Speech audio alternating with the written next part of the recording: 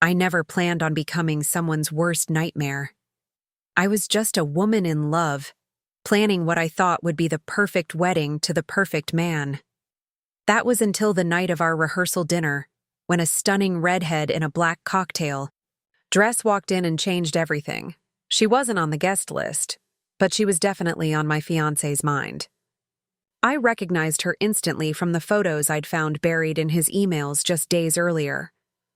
What she didn't know was that I had already uncovered their affair, and that I'd just been appointed as the new executive director at the prestigious marketing firm where she was desperately climbing the corporate ladder. Sometimes the universe hands you the perfect opportunity for justice, gift-wrapped with a bow.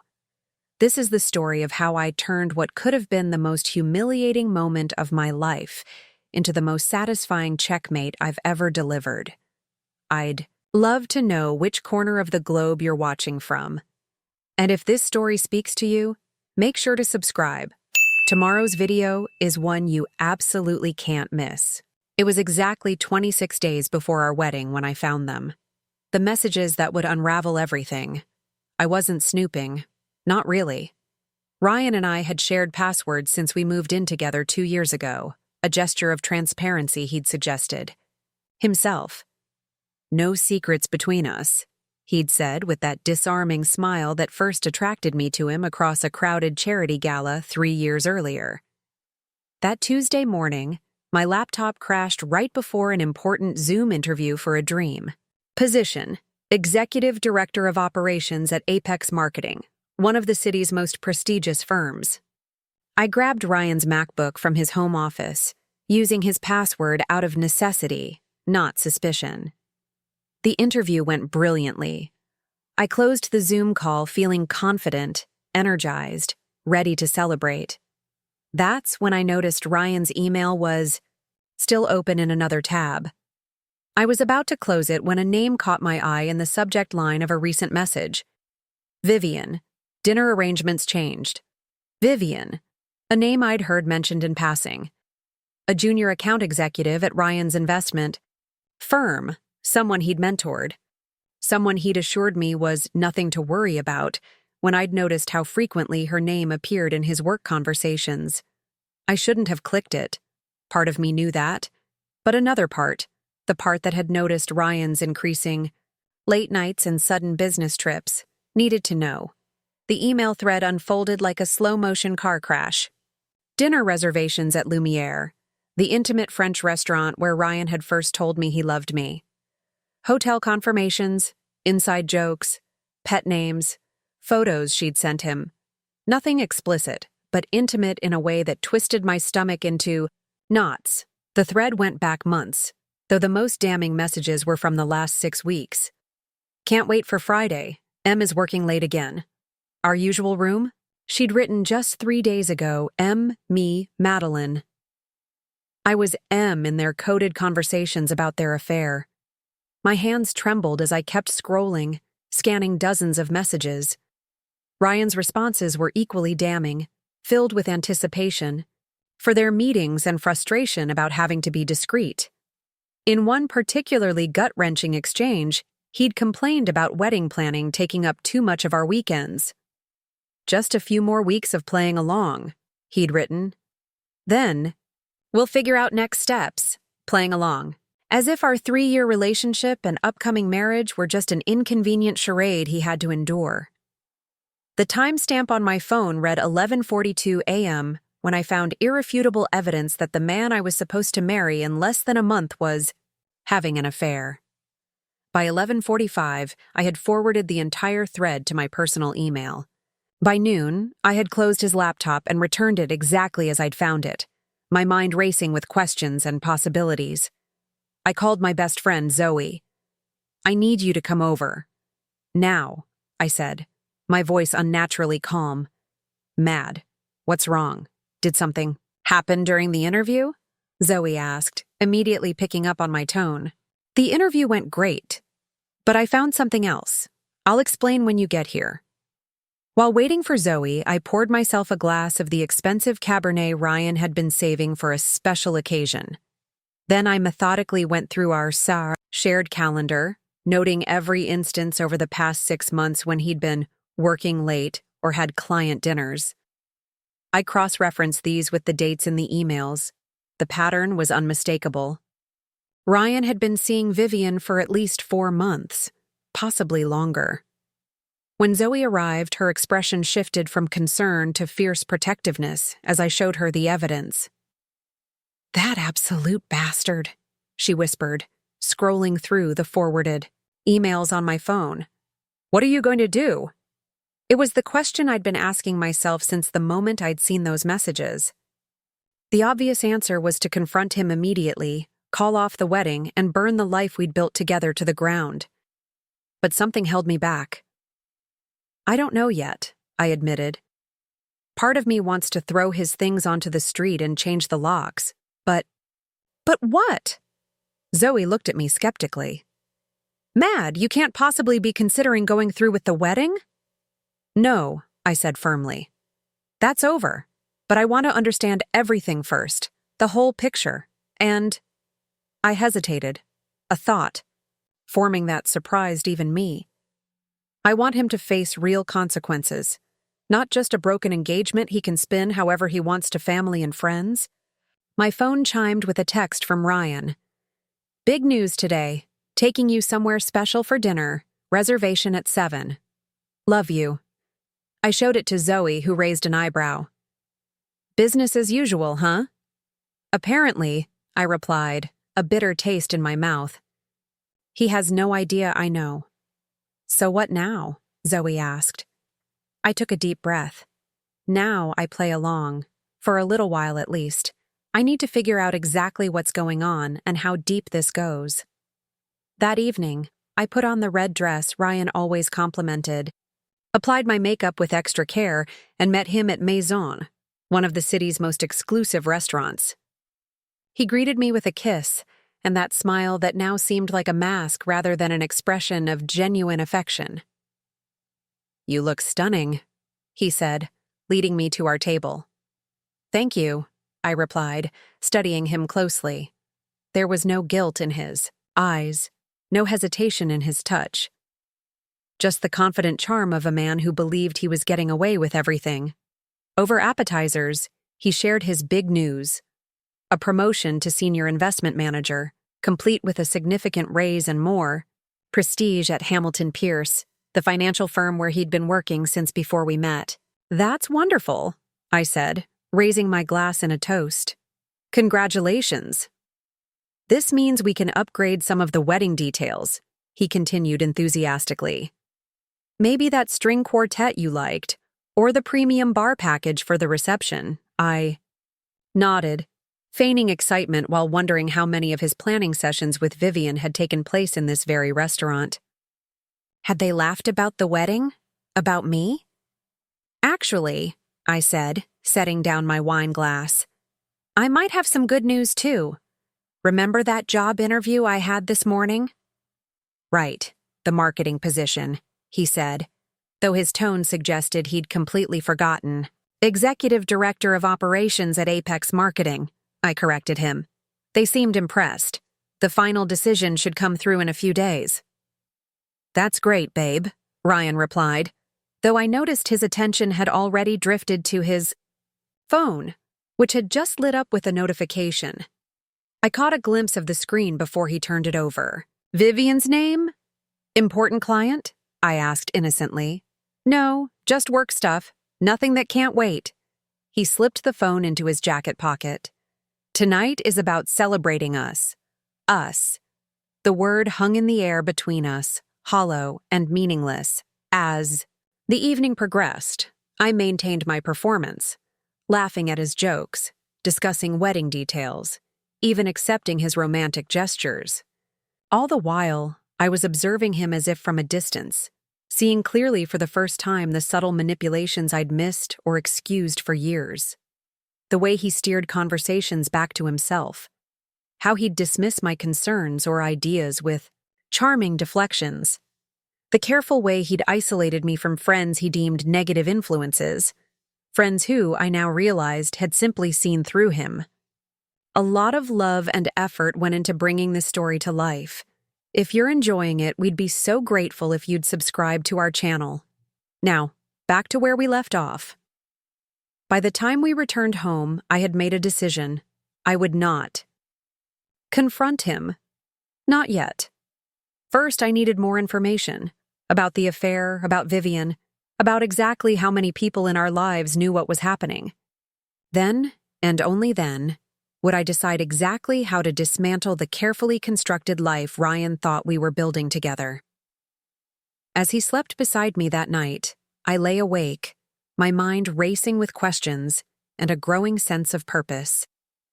Ryan had underestimated me, dismissed me as someone who could be deceived and manipulated without consequences.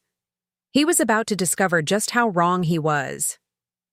The following morning, my phone rang with a number I didn't recognize. Stepping onto our apartment balcony to take the call in private, I answered cautiously. "Is this Madeline Taylor?" a woman's professional voice inquired. "Speaking."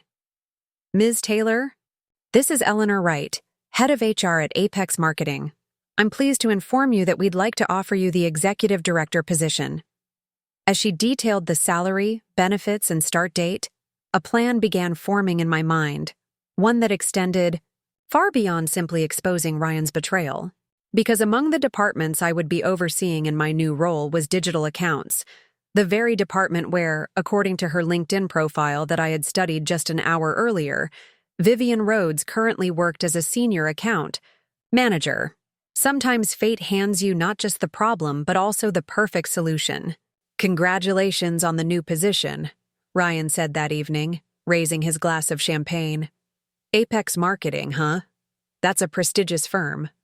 We were having dinner at our apartment. My cooking, his champagne, a celebration he'd insisted on. Once I told him about the job offer. "The same champagne," I noted with quiet rage, "that we'd been saving for our wedding night."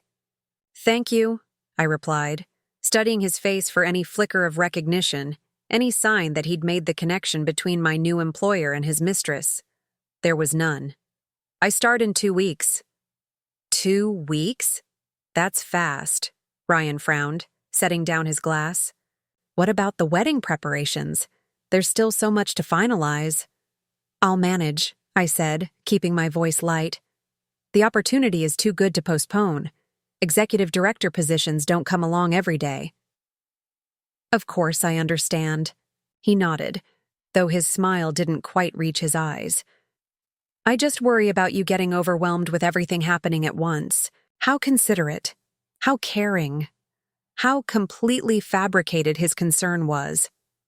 "Actually," I continued, "I was hoping you could help me with something. I need to familiarize myself with the company's major accounts and team members before I start. Maybe, you know someone there?" Ryan's fork paused halfway to his mouth. "At Apex? Why would I know anyone at a marketing firm?" I shrugged casually. "I thought maybe through Hamilton Pierce. Don't your companies do business together occasionally?" "Not that I'm aware of," he replied too quickly. "Our financial clients don't typically overlap with marketing agencies." The lie slid from his lips so effortlessly that had I not seen the evidence myself, I might have believed him. It was fascinating, in a horrifying way, to witness firsthand how skilled he'd become at deception. "That's too bad," I said, taking a sip of champagne. "Guess I'll just have to learn everything from scratch." "You'll be brilliant," Ryan assured me, visibly relaxing as the conversation moved away from Apex's personnel. "You always are." Later that night, while Ryan showered, I did what I'd been restraining myself from doing all day. I searched for Vivian Rhodes in the company directory that HR had sent with my welcome package. There she was, senior account manager, digital accounts. Her corporate headshot showed a confident woman with striking auburn hair and a polished smile that didn't quite soften the calculation in her eyes. According to the org chart, she would be directly under my supervision, with just one middle manager between us. The realization sent a current of something dangerous through me. Not exactly pleasure, but something adjacent to it. Power, perhaps, or the anticipation of justice. I closed the file when I heard the shower stop, my mind racing with possibilities. That would have shocked the person I was just 24 hours earlier. The next morning, I called Eleanor from HR. I was wondering if I could come in before my official start date, I explained. I'd like to quietly observe some of the department operations, get a feel for the dynamics before I step into the role formally. That's unusual, Eleanor hesitated. But I appreciate your thoroughness. When were you thinking? Next Monday? I could attend as an outside consultant if that makes it easier. No formal announcement of my role yet.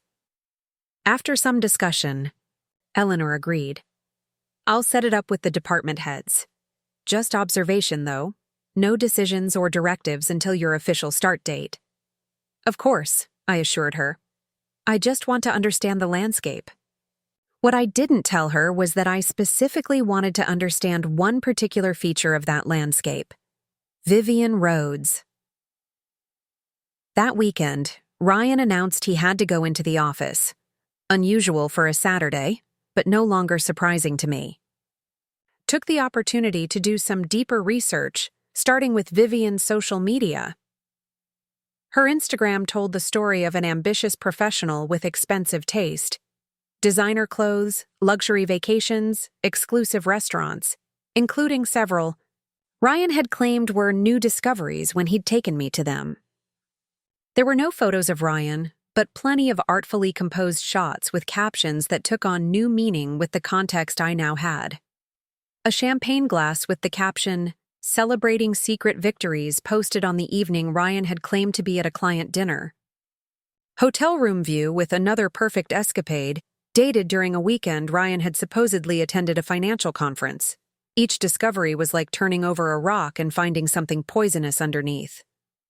But I forced myself to look, to document, to understand the full extent of their relationship. By Sunday night, I had compiled enough evidence to confront Ryan 10 times over. But that wasn't my plan. Instead, I prepared for my Monday visit to Apex, selecting a conservative yet stylish outfit that projected exactly the image I wanted. Competent, confident, not someone to be underestimated. Monday morning at Apex Marketing was a carefully orchestrated performance on my part.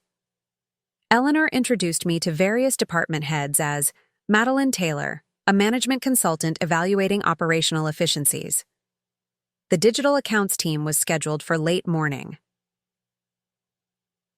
When I entered the conference room, I spotted her immediately. Vivian Rhodes sat near the head of the table, dressed in a crimson blazer that set off her auburn hair, tapping imperiously at her tablet, while junior staff arranged presentation materials around her. She didn't look up when I entered. I wasn't important enough to warrant her attention. Not yet. The department head, a harried-looking man named Martin, introduced me with the consultant cover story. Vivian's eyes flicked to me briefly, assessing and dismissing me in the same glance before returning to her tablet. If she recognized my name from Ryan's life, she gave no indication. I took a seat at the opposite end of the table and observed the meeting with careful attention.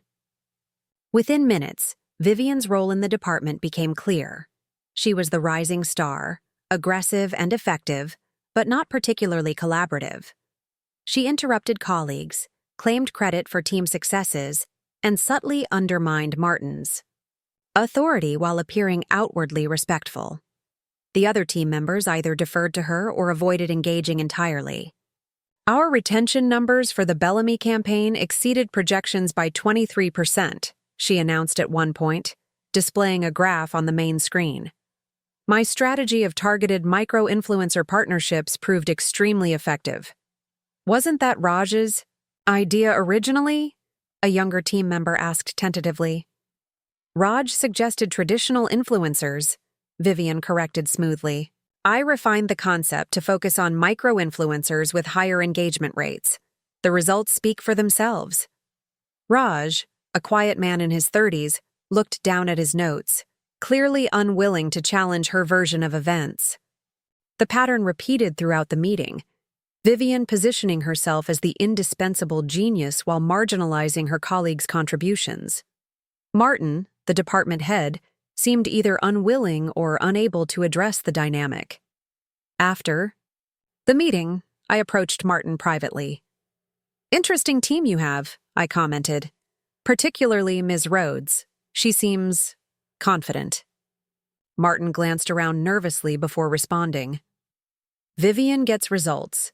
The clients love her, and she has some powerful connections upstairs." "Connections?" "She's close with Alexander Pierce from the board. They have some personal connection, family friends or something." He shrugged. "Makes her practically untouchable." Alexander Pierce. The pieces suddenly clicked into place. Hamilton Pierce Financial, Ryan's firm. Alexander must be related to the founding family. Another connection Vivian had carefully cultivated. "See?" I said, keeping my expression neutral despite the storm brewing inside me. "And her work. Is it as impressive as she claims?" Martin hesitated. "She's good at what she does, but she's better at taking credit and avoiding blame. The team's morale has suffered since she joined." I thanked him for his candor and moved on to other departments, but my mind kept returning to Vivian. The woman who was sleeping with my fiancé was also a workplace bully who used connections rather than merit to secure her position. The symmetry was almost poetic. That evening, Ryan texted that he'd be working late. Again. Instead of acknowledging the message, I drove to Hamilton Pierce Financial and parked across the street waiting. At 7:42 p.m., Ryan emerged from the building with a small group of colleagues. No Vivian in sight. They walked to a nearby bar, clearly settling in for post-work drinks. I considered following him, but decided on a different approach. I drove to our apartment building and spoke with Jorge, our longtime doorman who had always had a soft spot for me.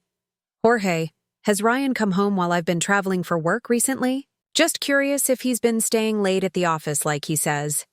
Jorge looked uncomfortable. "Miss Madeline, I don't like to... That is, it's okay," I assured him. "I'm not trying to get anyone in trouble. I'm just trying to coordinate some surprise wedding plans and need to know his actual schedule."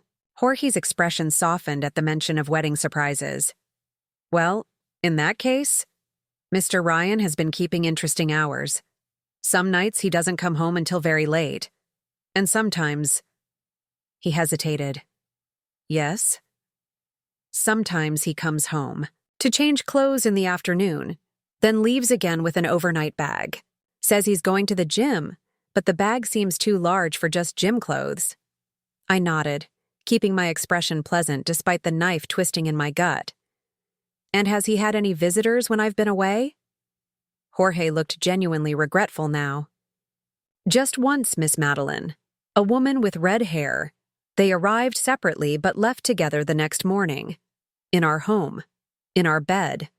The final confirmation I didn't want, but needed. I thanked Jorge and slipped him a generous tip for his honesty. Upstairs, I poured myself a glass of wine and made a decision. The time for passive observation was over. Tomorrow, I would begin the next phase of my plan, acquiring every piece of leverage I could find, both personal and professional. Opening my laptop, I drafted a careful email to Eleanor in HR, requesting specific personnel files from the digital accounts team for operational review purposes, focusing particularly on performance metrics, complaint histories, and project attribution records. Then I composed another email to my attorney, requesting an urgent meeting to discuss premarital asset protection and possible contract review. Arming myself with information was just the first step. Using it effectively would be the real test. While gathering this ammunition, I would maintain my performance as the unsuspecting fiancé, counting down to a wedding that would never happen. Ryan thought he was the one with secrets, the one in control of our shared future. He didn't realize I was already several moves ahead in a game he didn't even know we were playing. My phone buzzed with a text from Ryan. "Drink's running long. Might crash at Jeff's place since it's closer to the office." Jeff's place. Another lie to add to the collection. I replied simply, "No problem. Sleep well." Then I opened a new document and began compiling everything I knew about Vivian Rhodes, her position at Apex, and her relationship with Ryan, organizing it meticulously like the case file it was rapidly becoming. Tomorrow would mark the beginning of a very different kind of engagement. The next morning, I woke to an email from Eleanor in HR. My request for personnel files had been approved, with limitations. I could review performance metrics and project attribution, but complaint records were confidential. Still, it was a start. "I've also set up meetings with each team member individually," Eleanor wrote. "As you requested, they believe these are general consultations about department efficiency." Perfect. Direct conversations would yield insights no file could provide. Ryan had indeed stayed out all night, returning home at 7 a.m. to shower and change clothes. He looked exhausted but covered it with exaggerated cheerfulness. "Crazy night with the guys," he explained, kissing my cheek. "Jeff's bachelor party planning got out of hand." "Sounds fun," I replied, pouring his coffee. "I'm heading to Apex again today. More departmental observations." "You're really diving into this new job," he commented, a hint of annoyance breaking through his facade. "We still need to finalize the seating chart for the reception, you know." "I'll look at it tonight," I promised, watching him check his phone surreptitiously. "Important message?" "Just work," he muttered, typing a quick response. Wondered if he was messaging Vivian, warning her about my presence at Apex. If so, it didn't matter. I'd deliberately avoided mentioning which departments I was observing. At Apex, I settled into the small office Eleanor had arranged for my consultations. My first interview was with Raj, the team member whose idea Vivian had claimed as her own. "Thanks for meeting with me," I began after he nervously took a seat. "I'm interested in understanding workflow and project attribution in the digital accounts team." Raj shifted uncomfortably. "Everything is working fine, very efficient." "That's good to hear," I nodded, noting his tension. "I noticed yesterday that there seemed to be some confusion about the Bellamy campaign strategy, specifically the micro-influencer approach." Raj stared at his hands. "No confusion. Vivian executed that strategy well. But it was originally your concept, wasn't it?" His eyes darted to the door as if checking whether anyone might overhear. "Look, Ms. Taylor, I appreciate what you're trying to do, but questioning project attribution isn't going to change anything. People like Vivian always win." "People like Vivian?" He sighed. "People with connections. She's friends with Alexander, Pierce's nephew or something. Board-level protection. Martin won't challenge her, and neither will anyone else who values their position. Alexander Pierce's nephew. Not just a connection to the board, but a family connection to Ryan's firm." The web was tightening. "Has she always claimed others' work as her own?" I asked carefully. Raj hesitated, then seemed to make a decision. "Not always. Only successful projects. Failed initiatives are always someone else's responsibility. Usually mine or Aisha's." "Aisha?" "Junior account manager. Brilliant. But Vivian's been blocking her advancement for months. Claims she's not ready for more responsibility, then takes credit for Aisha's best ideas." I made notes, keeping my expression neutral despite my growing disgust. "And no one documents the true origins of these ideas?" "We used to track everything in the project management system," Raj explained. "But Vivian convinced Martin to switch platforms 3 months ago. During the migration, a lot of attribution data was simplified. Convenient. Another carefully orchestrated move to cover her tracks." "I appreciate your candor," I told him. "This stays between us." My next interview was with Aisha, who confirmed Raj's account and added disturbing details about Vivian's management style.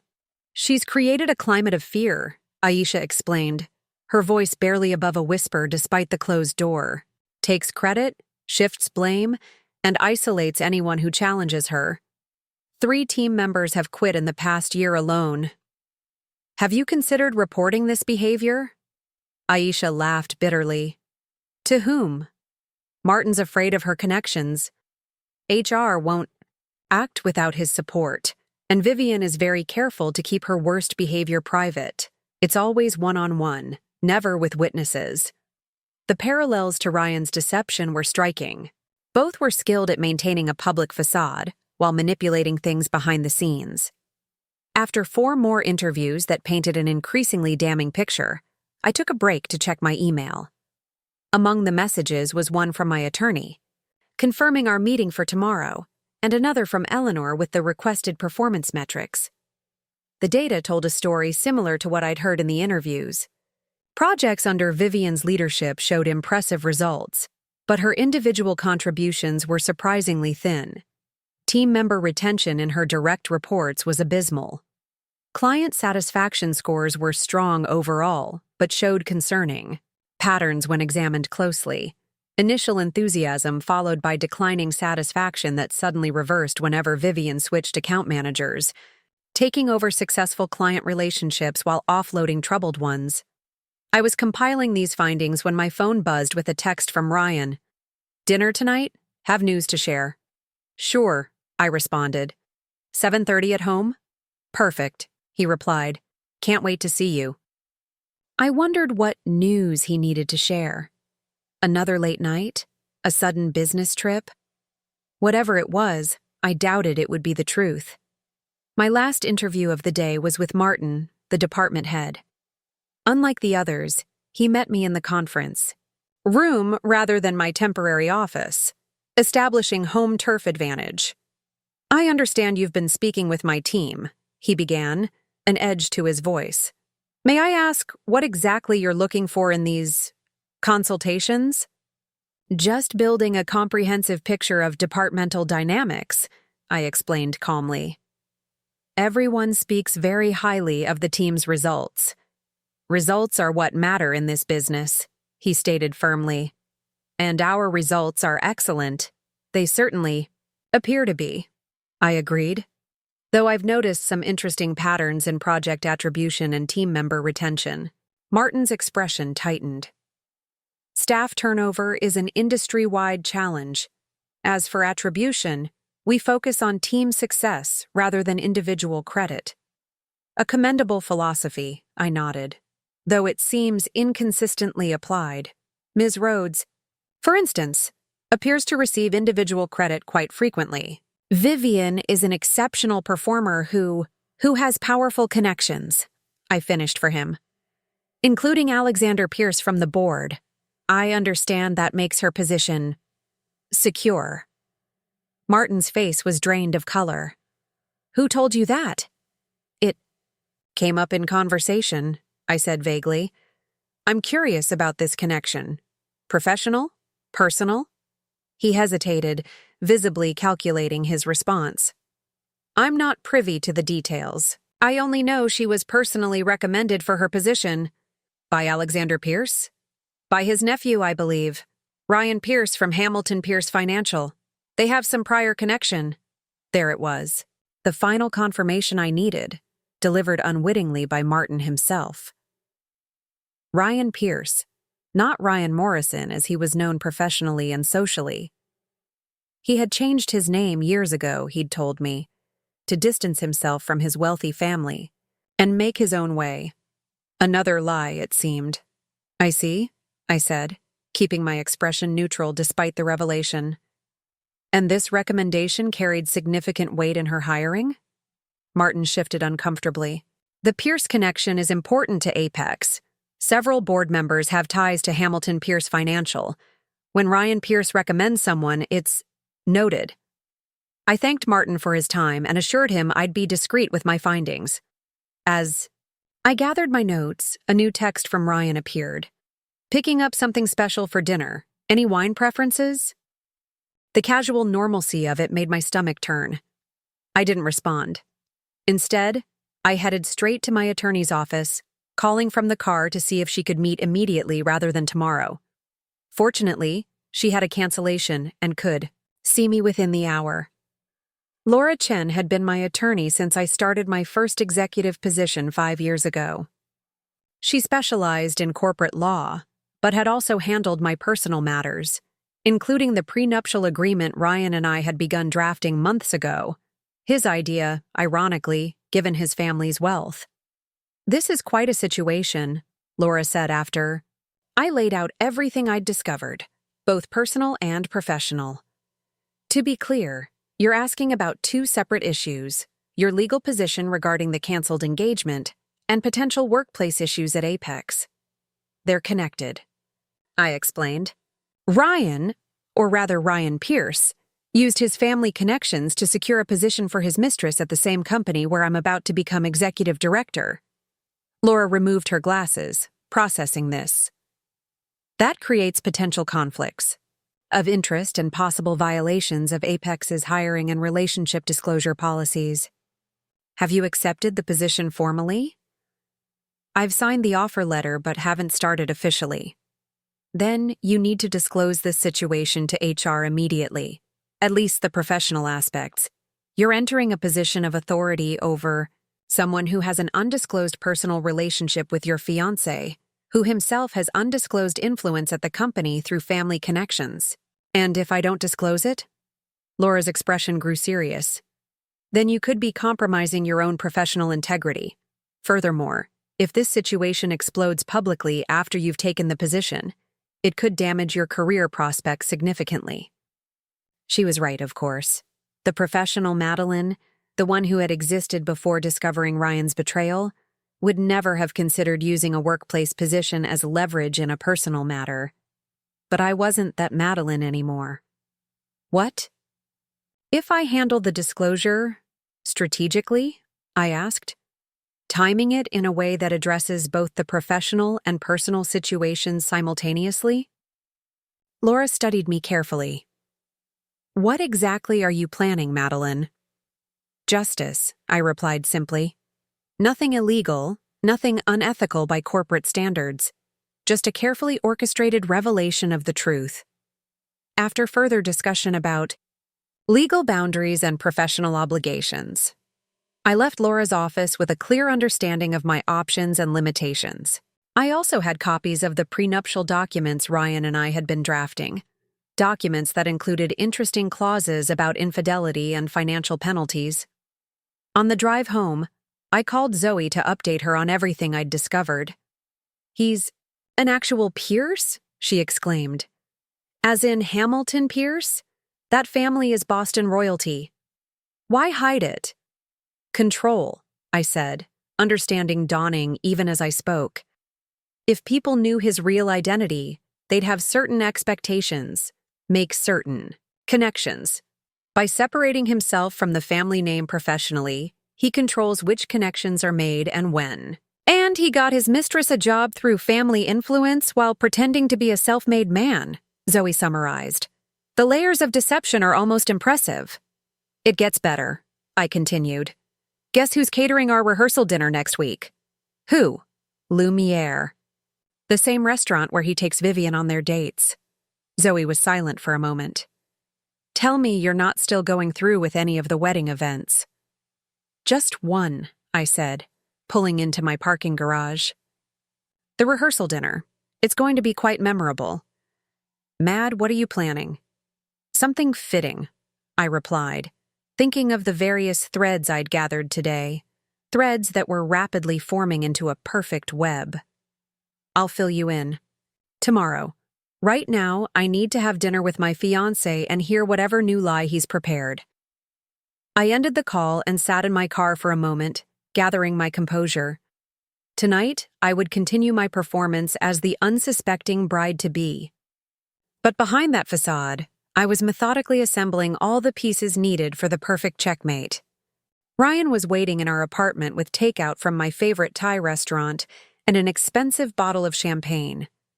His smile seemed genuine, his excitement unforced. For a moment, I almost doubted the evidence I'd accumulated. Almost.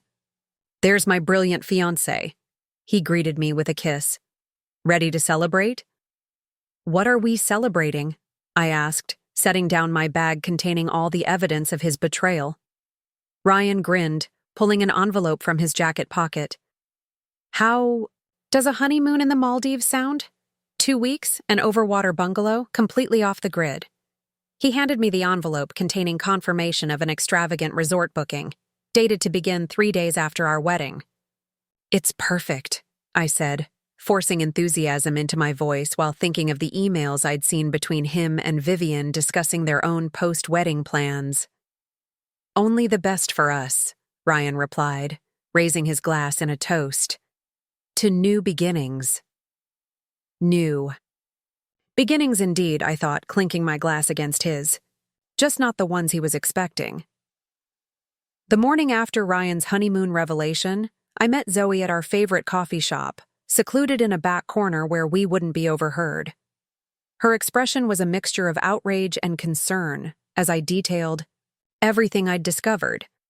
So not only is he cheating with this Vivian woman, Zoe summarized, but he's actually Ryan Pierce of the Pierce family, used his connections to get her a job at Apex, and is now planning an elaborate honeymoon with you while presumably continuing the affair? That about covers it, I confirmed, sipping my latte. Though you missed the part where Vivian is apparently bullying her colleagues and stealing credit for their work. Charming couple, Zoe muttered. But I still don't understand why you're continuing with any of the wedding plans. The rehearsal dinner is in 5 days, Mad. Why not just confront him now, kick him out, and be done with it? I leaned forward, lowering my voice. Because a simple confrontation gives him too much control over the narrative. Ryan is exceptional at manipulating situations to his advantage. If I confront him privately, he'll minimize, deny, and eventually spin a story that makes me look like the unreasonable one. Who cares what he tells people? You know the truth.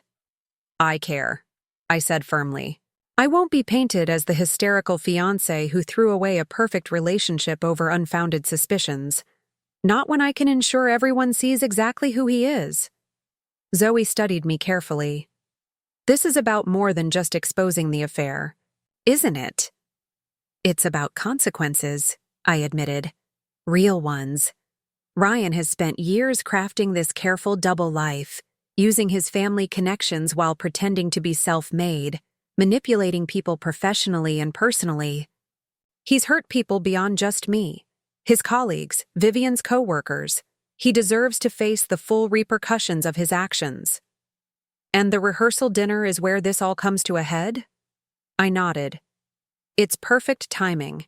It's 3 days before I officially start at Apex, which means I can address the professional conflicts before they become an issue.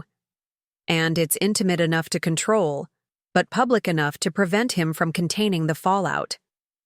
How exactly are you planning to orchestrate this? Zoe asked, both concerned and intrigued. I outlined my developing plan, watching her expression shift from skepticism to reluctant admiration. That's comprehensive, she said when I finished. But you can't do all this alone. You'll need help. That's why I'm talking to you, I smiled. I need allies. Zoe didn't hesitate. I'm in. What do you need from me?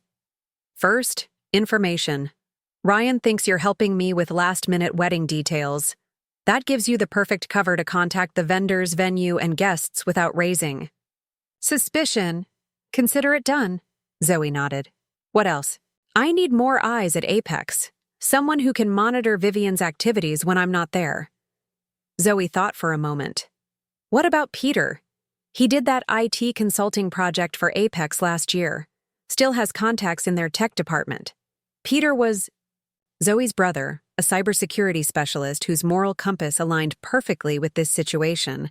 He had zero tolerance for workplace bullies, having been targeted by one early in his career. Perfect, I agreed. Can you reach out to him? Frame it as helping expose an office bully who's manipulating the system. He'll be all over that, Zoe confirmed. Anyone else?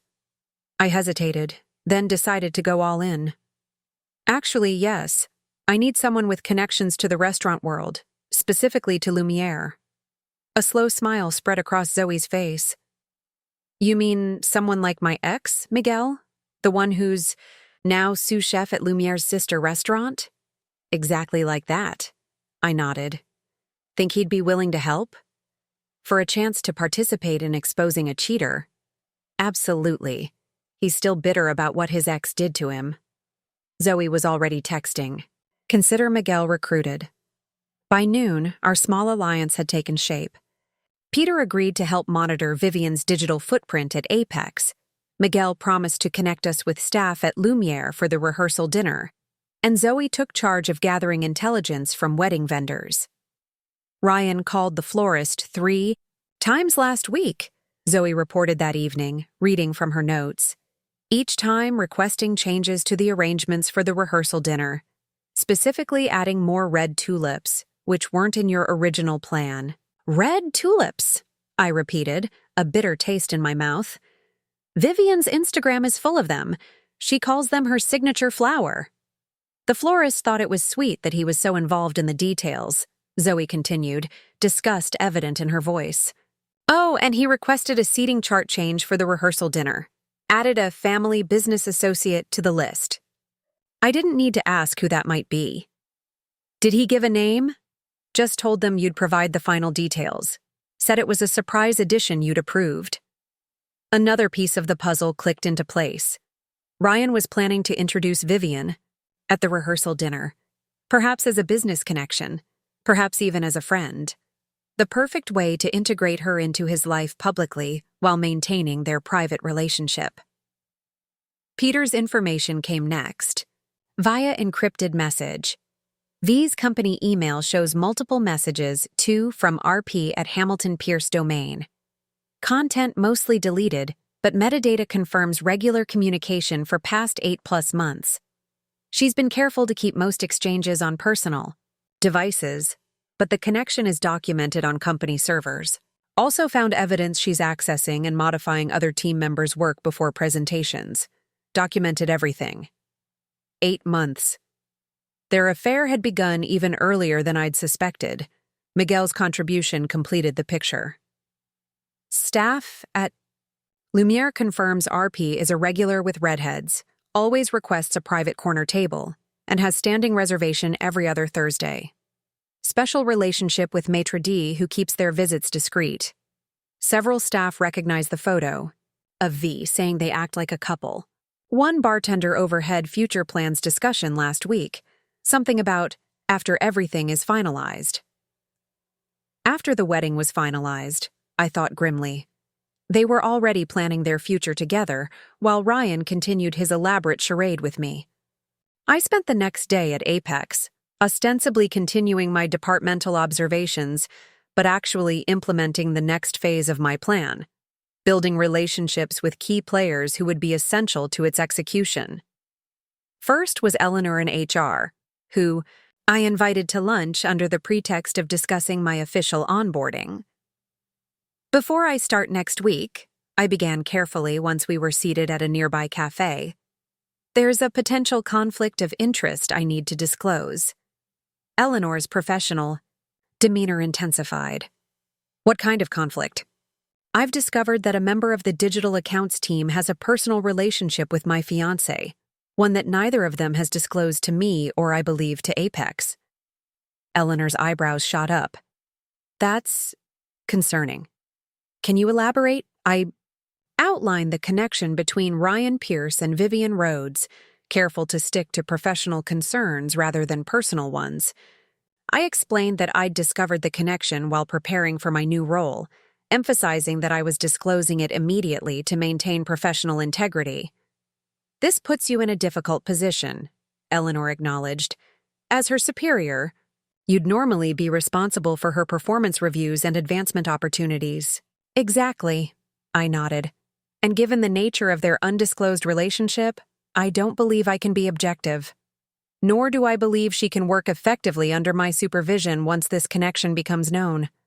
No, I don't imagine she could, Eleanor agreed, frowning. We have protocols for situations like this, though usually it's romantic relationships between employees, not with an employee's fiancé. She paused, thinking. When exactly are you getting married? That's complicated, I said carefully. Recent discoveries have called the wedding into question. Understanding dawned in Eleanor's eyes. I see. So this isn't just a professional disclosure. The situations are connected but separate, I clarified. Regardless of my personal circumstances, I can't supervise someone who has a secret relationship with my fiancé, or ex-fiancé as the case may be. Eleanor nodded slowly. I appreciate your transparency. This needs to be addressed before you officially start. The company can't have you walking into a compromised management position. I agree completely, I replied, relief washing over me. I thought perhaps a department reorganization might be appropriate. Moving Ms. Rhodes to a different reporting structure? That would be one solution, Eleanor confirmed. Though, given the circumstances, we should also review whether proper channels were followed in her hiring. If there was undue influence from outside connections, that would be concerning, I agreed, careful not to push too hard. Eleanor was already heading exactly where I needed her to go.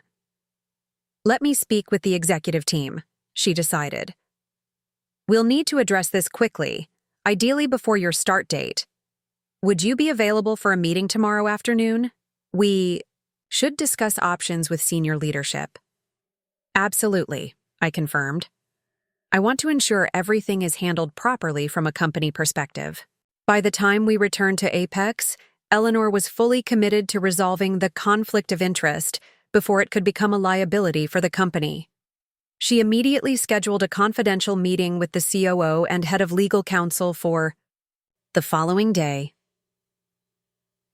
My next ally came from an unexpected quarter. As I was leaving Eleanor's office, I literally bumped into a petite, stylishly dressed woman hurrying down the hallway.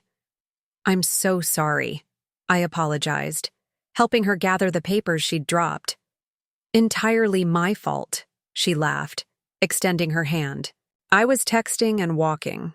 Cardinal sin. I'm Naomi Pierce, Chief Marketing Officer. You must be Madeline Taylor, our incoming Executive Director? Pierce.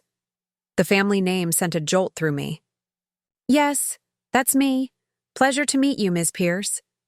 Naomi, please, she insisted. I've heard great things about your work at Meridian Solutions.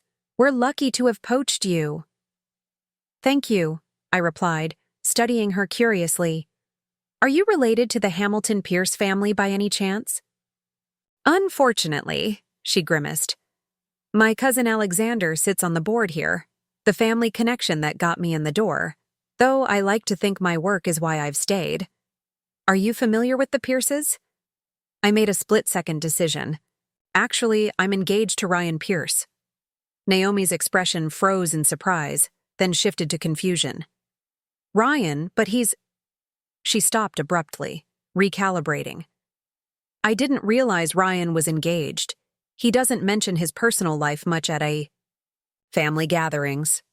I'd caught her off guard, revealing something she clearly hadn't known. We've been together 3 years, I explained. Though I've never attended any Pierce family events.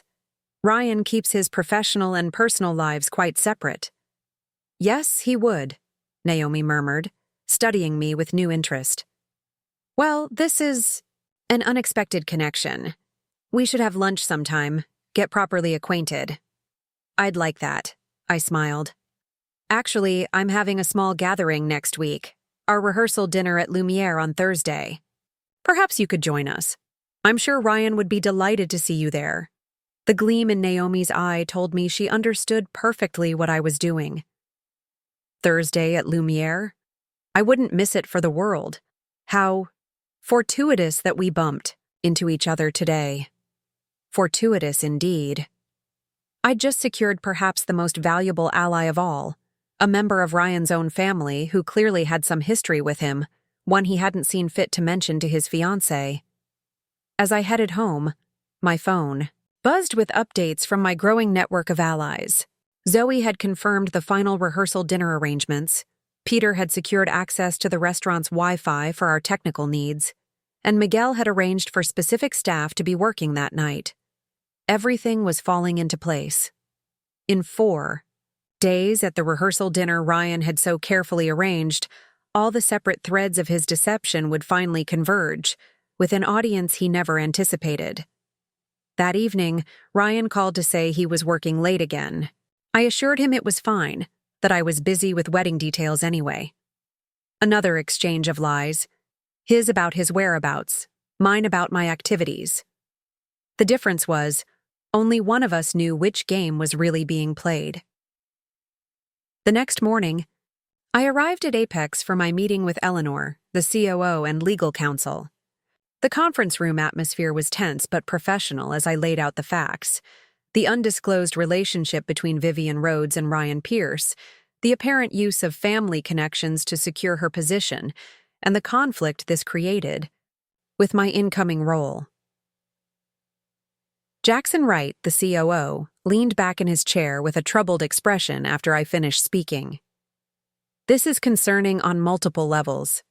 Not just the conflict with your position, Ms. Taylor, but the potential breach of our hiring protocols. Exactly, Eleanor agreed.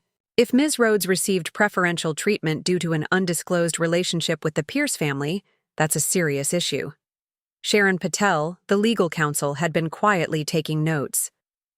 Before we proceed, we need to confirm these allegations. Do we have documentation of this relationship or the Pierce connection? I can confirm the personal connection, I replied, sliding forward a sealed envelope. These are copies of communications between Mr. Pierce and Ms. Rhodes that establish both their relationship and his involvement in her hiring. I had carefully selected evidence that documented the professional impropriety without revealing the full extent of their personal affair. That revelation would come later, in a different setting. Sharon reviewed the documents, her expression growing grimmer with each page. This is problematic. There are clear policy violations here. What do you recommend? Jackson asked her. From a legal and company policy perspective, we need to address this immediately. Ms. Rhodes should be informed of the conflict and transferred to a different department before Ms. Taylor begins her role. We should also review her hiring process and performance evaluations for any irregularities. I agree. Jackson nodded. Eleanor, can you arrange a meeting with Ms. Rhodes for tomorrow morning? And perhaps we should review other Hamilton Pierce connections within the company. If there's one instance of influence, there could be others. Perfect. They were expanding the scope exactly as I'd hoped. There's one more thing, I added carefully. Given the sensitivity of this situation, I'd prefer to keep my personal connection to Ryan Pierce confidential for now. Our relationship is in transition, in light of recent discoveries. Of course, Eleanor assured me. This will be handled with complete discretion. Thank you, I said, rising from my seat. I appreciate the company taking this seriously. It was important to me to address this properly before beginning my role. As I left the meeting, I felt a curious mixture of professional satisfaction and personal grief. In another life, the one I'd thought I was living just a week ago, I would have been disturbed by this situation but handled it purely as a professional matter. Now it was just one thread in a complex web of deception I was systematically unraveling. My phone buzzed with a text from Naomi Pierce. Free for coffee? Need to talk. We met at a small cafe several blocks from Apex, away from corporate eyes. Naomi arrived looking impeccably put together in designer business wear, but her expression was troubled. So you're really engaged to my cousin Ryan, she began after ordering an espresso.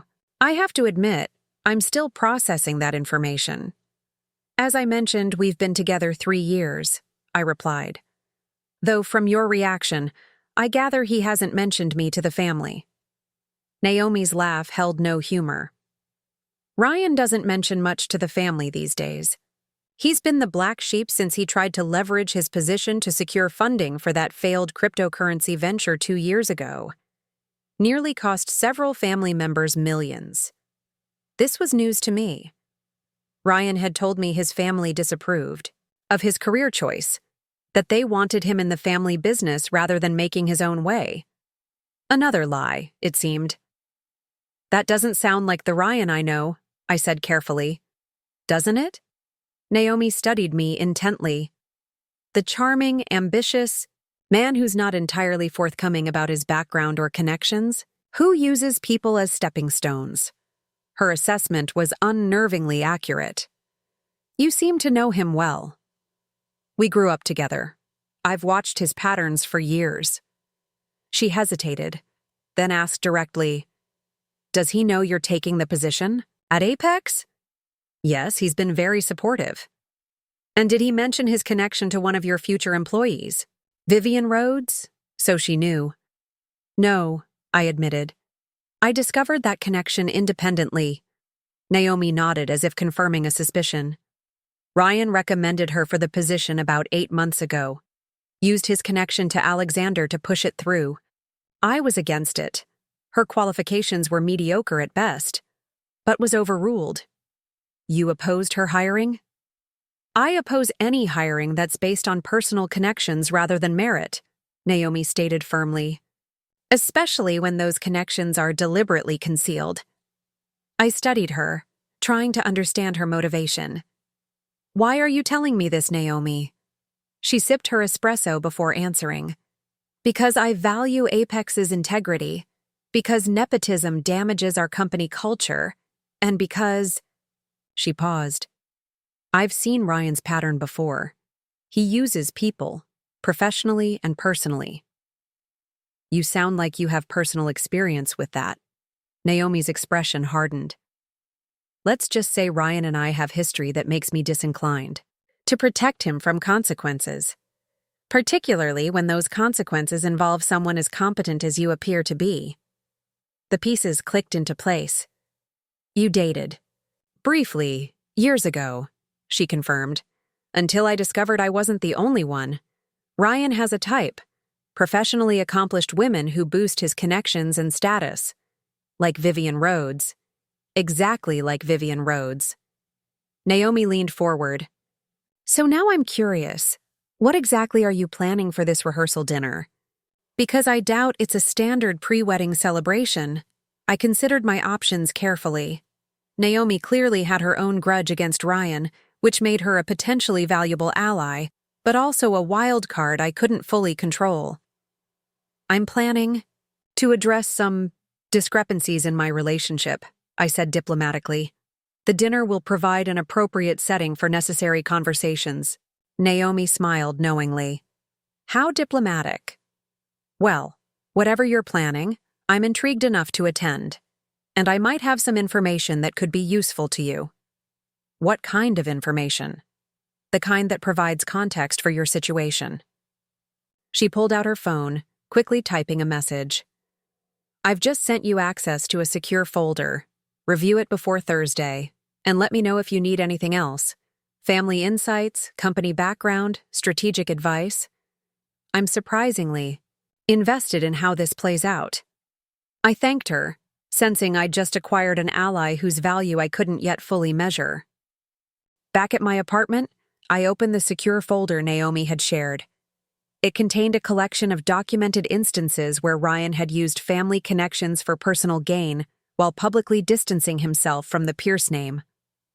Employment records, showing his name change from Pierce to Morrison coinciding with his start at Hamilton Pierce Financial. Internal emails where he'd leveraged family relationships while claiming independent achievement. And, most damning, evidence of at least 2 previous relationships with women whose careers he'd influenced through Pierce connections. It was a pattern, just as Naomi had said. I was simply the latest iteration. The final document in the folder was a company organization chart for Apex, with certain names highlighted. All employees who had connections to Hamilton Pierce Financial or the Pierce family. Vivian's name was highlighted, as were several others throughout the company. At the bottom was a note from Naomi. "The Pierce influence runs deep, but it can be challenged with the right leverage." I called Zoe immediately. "We need to expand the plan," I told her without a preamble. "I'm listening," she replied. "This goes beyond Ryan and Vivian. There's a whole network of Pierce connections throughout Apex, people who received positions through family influence rather than merit. And you want to expose all of them?" Zoe sounded concerned. Mad. That's a much bigger target than just your cheating fiancé. Not expose them all, I clarified. Just establish that there's a pattern, one that the company leadership should be aware of. The focus remains on Ryan and Vivian. Okay, so how does this change the rehearsal dinner plan? I thought for a moment. We need to ensure certain Apex executives are present, people who need to witness firsthand what's been happening. Naomi Pierce is already attending, but we should add Jackson Wright, the COO. That might be tricky at this late date, Zoe cautioned. Leave Jackson to me, I assured her. I have an angle. What's the status on the technical setup? Peter says everything's ready. He can access the restaurant's display system for your presentation, and he's arranged for recording capabilities if needed. Perfect. And the seating chart? Modified as requested.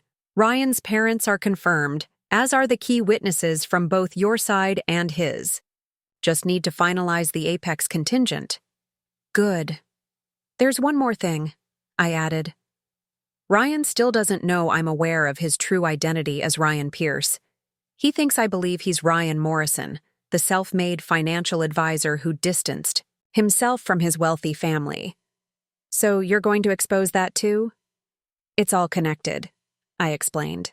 The name change, the secret family connections, the affair with Vivian, her position at Apex, it's all part of the same pattern of deception. Everything needs to come to light simultaneously for maximum impact. Zoe was quiet for a moment. You've really thought this through. Are you sure this is what you want? There's no going back once you do this. I'm sure, I said firmly. He doesn't get to manipulate people professionally and personally without consequences. Neither does Vivian. After hanging up with Zoe, I called Jackson Wright directly. Ms. Taylor, I wasn't expecting to hear from you so soon, he answered, surprise evident in his voice. Please call me Madeline, I began. I'm calling about a personal matter that may have professional implications. I'm listening. My fiancé and I are having our rehearsal dinner at Lumiere this Thursday. Given our earlier discussion about company connections and potential conflicts, I thought it might be valuable for you to attend. An opportunity to observe certain dynamics firsthand. There was a brief pause before he responded. This is an unusual invitation, Madeline. It's an unusual situation, I countered. One that I believe merits your personal attention, particularly as we work to address these systemic issues at Apex. Would Ms. Rhodes be attending this dinner? That's my understanding, I replied carefully, though not at my invitation. Another pause. I see. And your fiancé, Mr. Pierce, he's aware of my potential attendance? He will be informed that a colleague from my new position will be joining us. I believe observing natural interactions would be most informative. Jackson seemed to consider this. This is unorthodox, but given the circumstances, what time should I arrive? 7:30, business casual. I'll ensure you're seated in an optimal position. After securing Jackson's attendance, I made one final call to Eleanor in HR. The meeting with Ms. Rhodes is set for tomorrow at 10 a.m., she informed me. Do you wish to attend? No, I declined. I think it's better if I'm not present for that conversation. But I would appreciate knowing the outcome. Of course, we'll be informing her of the conflict of interest and the necessary department transfer. Legal has advised that we also question her about the circumstances of her hiring. Perfect, I said. One more thing. I've invited Jackson Wright to my rehearsal dinner this Thursday. There may be developments relevant to our earlier discussion. It might be prudent for you to attend as well. Eleanor's professional demeanor slipped slightly. Your rehearsal dinner? That seems highly irregular. These are irregular circumstances, I pointed out. Sometimes the personal and professional inevitably intersect. I believe this will be an illuminating evening for everyone involved. After some hesitation, Eleanor agreed to attend. Another piece successfully positioned on the board. That evening, Ryan called to confirm the final details for the rehearsal dinner. The private room at Lumiere is all set, he reported cheerfully. I've added a few special touches I think you'll love. Oh, and I hope you don't mind, but I invited a colleague, someone I'd like you to meet before the wedding. I held my breath, wondering if he would actually tell me about Vivian. A colleague? Yes, Vivian Rhodes. She's an account manager I've mentored. Very talented, great connections. I think you two would get along well. The audacity was breathtaking. He was actually going to introduce his mistress to his fiancé at their rehearsal dinner, laying groundwork for their continued relationship after the wedding. How thoughtful, I managed, my voice steady despite my racing heart. Actually, I've invited a few colleagues from Apex as well. Good opportunity for me to begin building professional relationships. Great minds think alike, Ryan laughed. This is why we work so well together, Mad, always on the same page. If he only knew how true that was. I had indeed been reading his pages all along, including the ones he thought were hidden from view. As I hung up, I felt a strange calm settle over. Me. Everything was in place. The allies recruited, the witnesses arranged, the evidence compiled. In 2 days, at the rehearsal dinner Ryan had so carefully engineered, his elaborate house of cards would finally collapse, and I would be the one to blow it down. The day before the rehearsal dinner, I received a call from Eleanor at Apex. I thought, "You should know how the meeting with Ms. Rhodes went," she began, her voice carefully professional. It was not what we expected. How so? I asked, settling into my home office chair. When confronted about her connection to Ryan Pierce, she denied any relationship beyond professional mentorship, claimed they had a few business meetings regarding account strategies. Nothing more. I wasn't surprised. Vivian had everything to lose by admitting the truth. And the evidence I provided? She dismissed the emails as friendly professional correspondence being misinterpreted, said she had no knowledge of any special consideration in her hiring process, and that she earned her position through merit alone. I see, I replied, keeping my tone neutral. And the department transfer? That's where things become difficult, Eleanor continued. She refused the transfer, claimed it was punitive and unwarranted. She's demanded documentation of any policy violations and has threatened to involve legal counsel if forced to change departments. I had anticipated resistance, but her aggressive response was a tactical error. That seems like an overreaction to a standard conflict of interest situation. Precisely what Jackson said, Eleanor agreed. Her defensiveness raised more concerns than it addressed. Jackson has authorized a full review of her hiring process and performance evaluations to be completed next week. After I've officially started, I noted. Yes. In the meantime, she remains in her current position, though we've documented the disclosed conflict. Jackson wants to speak with you further about this at your dinner tomorrow evening. Perfect, I said, allowing a hint of satisfaction to enter my voice. Has anyone informed Ryan Pierce about this situation? Not from our end, Eleanor assured me. We're handling this as an internal matter for now, though Ms. Rhodes may have contacted him herself. Almost certainly, I thought. Vivian would have reached out to Ryan immediately after the meeting, which meant he now knew that Apex was aware of their connection. He would be scrambling to contain the situation, unaware that I was its architect. Thank you for the update, I told Eleanor. I look forward to continuing this discussion tomorrow evening. After hanging up, I called Zoe to share the development. Vivian denied everything and is fighting the transfer, exactly as we predicted. So she's backing herself into a corner, Zoe concluded. What about Ryan? Has he said anything? Not yet, I replied, checking my phone. But he will. Vivian would have contacted him immediately after her meeting. As if on cue, my phone rang with Ryan's number. Speak of the devil, he's calling now. Perfect timing, Zoe laughed. Let me know how he tries to spin this. I answered with a deliberately casual. Hey, what's up? Hey, babe, Ryan began, his voice overly cheerful. Quick question. Have you started at Apex yet? Officially, I mean. Not until Monday, I replied. Why do you ask? There was a brief pause. Just curious about the timing. I know you've been doing some preliminary meetings. Anyone interested? He was fishing, trying to determine if I knew about Vivian's situation without revealing his own connection to it. The performance was almost impressive, just getting to know the department heads, understanding the organizational structure. Corporate basics, I answered vaguely. Everything okay? You sound stressed. Me? No, not at all, he insisted. Just finalizing some details for tomorrow night. The rehearsal dinner is going to be perfect, Mad. I've arranged some special surprises. I bet you have, I thought. That's sweet. I've added a few surprises of my own, actually. Oh? His voice held a note of uncertainty. What kind of surprises?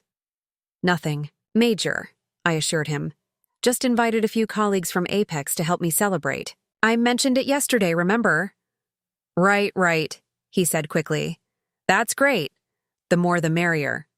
After we hung up, I sat back and considered his reaction. Ryan was clearly concerned about the Apex executives attending the dinner, but trying not to show it. He didn't know how much I knew or how much they knew. His careful plans were beginning to unravel, and he could feel it happening but couldn't identify the source. Perfect. My phone buzzed with a text from Peter. Update on V. She's been making frantic calls all afternoon from her office. Also accessed. Personnel files she shouldn't have access to. Documented everything. Another thread pulling loose in their carefully woven deception. Vivian was panicking, making mistakes. I spent the afternoon finalizing my own preparations for the rehearsal, dinner. The presentation I had carefully compiled was now complete. A devastating chronology of Ryan and Vivian's deception, with supporting evidence organized for maximum impact. I reviewed it one last time before sending it to Peter, who would handle the technical aspects of displaying it at the critical moment tomorrow evening. As I worked, another text arrived, this one from Miguel at the restaurant. Staff briefed and positioned as requested. Private room setup modified per your specifications. Manager approved special access for your tech guy. Everything was falling into place. One final piece remained, ensuring Ryan's family understood exactly what was happening. I had initially worried about how to approach his parents, but Naomi had solved that problem for me. I've spoken with Uncle Richard and Aunt Caroline, her message read. Told them I was attending your rehearsal dinner and hinted at concerning behavior from Ryan. They're intrigued and wary. Exactly where we want them. They'll be watching him closely. Ryan's parents, who I'd met only twice during our 3-year relationship, another red flag I'd ignored, were influential figures in Boston's social and financial circles. Their presence at the dinner was crucial. They needed to witness their son's deception firsthand, not hear about it secondhand where he could control the narrative. As evening approached, I made one final call, to my attorney, Laura. Everything's set for tomorrow, I informed her. Do you have the documents ready? All prepared, she confirmed. The revised prenuptial agreement highlighting the infidelity clauses, the documentation of shared assets, and the formal letter regarding his misrepresentation of identity. Are you sure about the timing of delivery? Positive, I replied. Bring them to the restaurant at 8:45 p.m. I'll text you when it's time to enter. Madeline, Laura said carefully, I have to advise you again that this approach is unconventional. These matters are typically handled with more privacy. Privacy is a luxury afforded to those who haven't been publicly deceived, I replied firmly. Ryan chose the battlefield when he invited his mistress to our rehearsal dinner. I'm simply ensuring we're properly armed. After finalizing these arrangements, I turned my attention to my appearance for tomorrow evening. The rehearsal dinner called for cocktail attire, and I had originally planned to wear a romantic blush pink dress Ryan had helped me select months ago. That dress now hung in the donation bag by my door. Instead, I laid out a striking crimson sheath dress I'd purchased yesterday, the exact shade of Vivian's signature red tulips. The symbolism wouldn't be lost on either of them. Paired with it were new black heels and a simple gold necklace that had been my grandmother's, a reminder of the strong women in my family who had faced adversity with dignity and resolve. Ryan arrived home late that evening, looking tired, but putting on a brave face. "Big day tomorrow," he said, kissing my cheek perfunctorily. "Everything ready on your end?" "Everything's perfect," I assured him, watching him pour himself a generous whiskey. "You seem stressed. Tough day at work?" He took a long sip before answering. "Just some unexpected complications with a client. Nothing I can't handle." Client, a convenient euphemism for his mistress who was now facing workplace consequences, IMD. "Sure you'll figure it out," I said supportively. "You always do." He shot me a grateful look, mistaking my comment for genuine encouragement rather than the ironic observation it was. "That's why we're good together, Mad. You understand the pressures of professional life?" I nodded, maintaining my supportive facade while inwardly counting down the hours until it would shatter completely. That night, as Ryan slept beside me for what would be the final time, I lay awake reviewing every detail of my plan. Tomorrow would change everything, not just my relationship with Ryan, but my professional standing at Apex, my social connections, possibly even my understanding of myself. I had always prided myself on being rational, measured, someone who valued privacy and discretion. The public confrontation I had orchestrated went against that nature. Yet I couldn't deny the sense of rightness I felt about my chosen course. Some betrayals cut too deep for private resolution. Some deceptions were too calculated, too extensive, to address behind closed doors. Ryan and Vivian had crafted an elaborate fiction, manipulating people professionally and personally to serve their own interests. They deserved an equally elaborate unveiling of the truth. Morning arrived with a flurry of confirmations and final arrangements.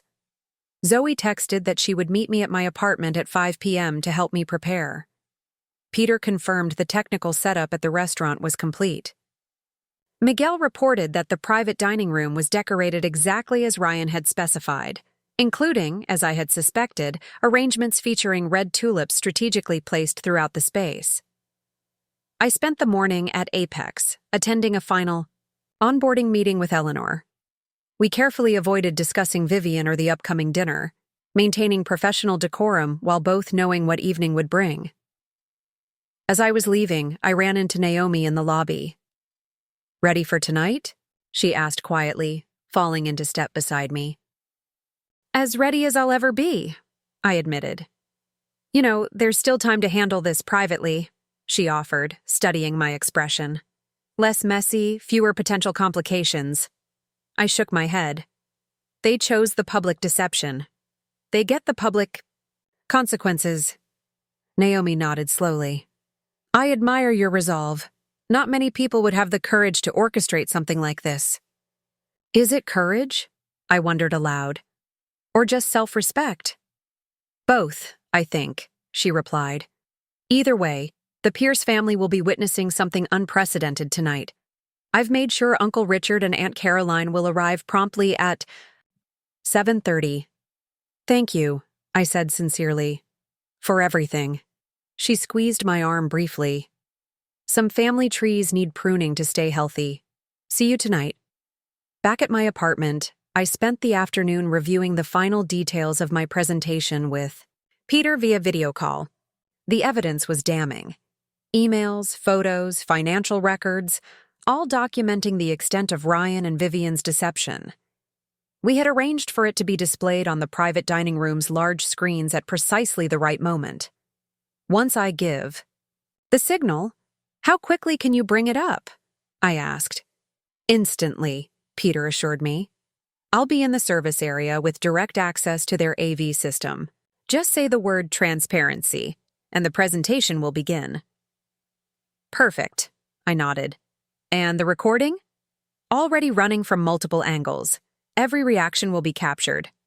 At 5 p.m., Zoe arrived with a bottle of champagne and a determined expression. Pre-battle toast? She suggested, holding up the bottle. Definitely, I agreed, getting glasses. As we sipped champagne, Zoe helped me put the finishing touches on my appearance. Hair swept up in an elegant twist, makeup flawless but not overdone, the crimson dress hugging my figure perfectly. "You look incredible," she declared, stepping back to admire the effect.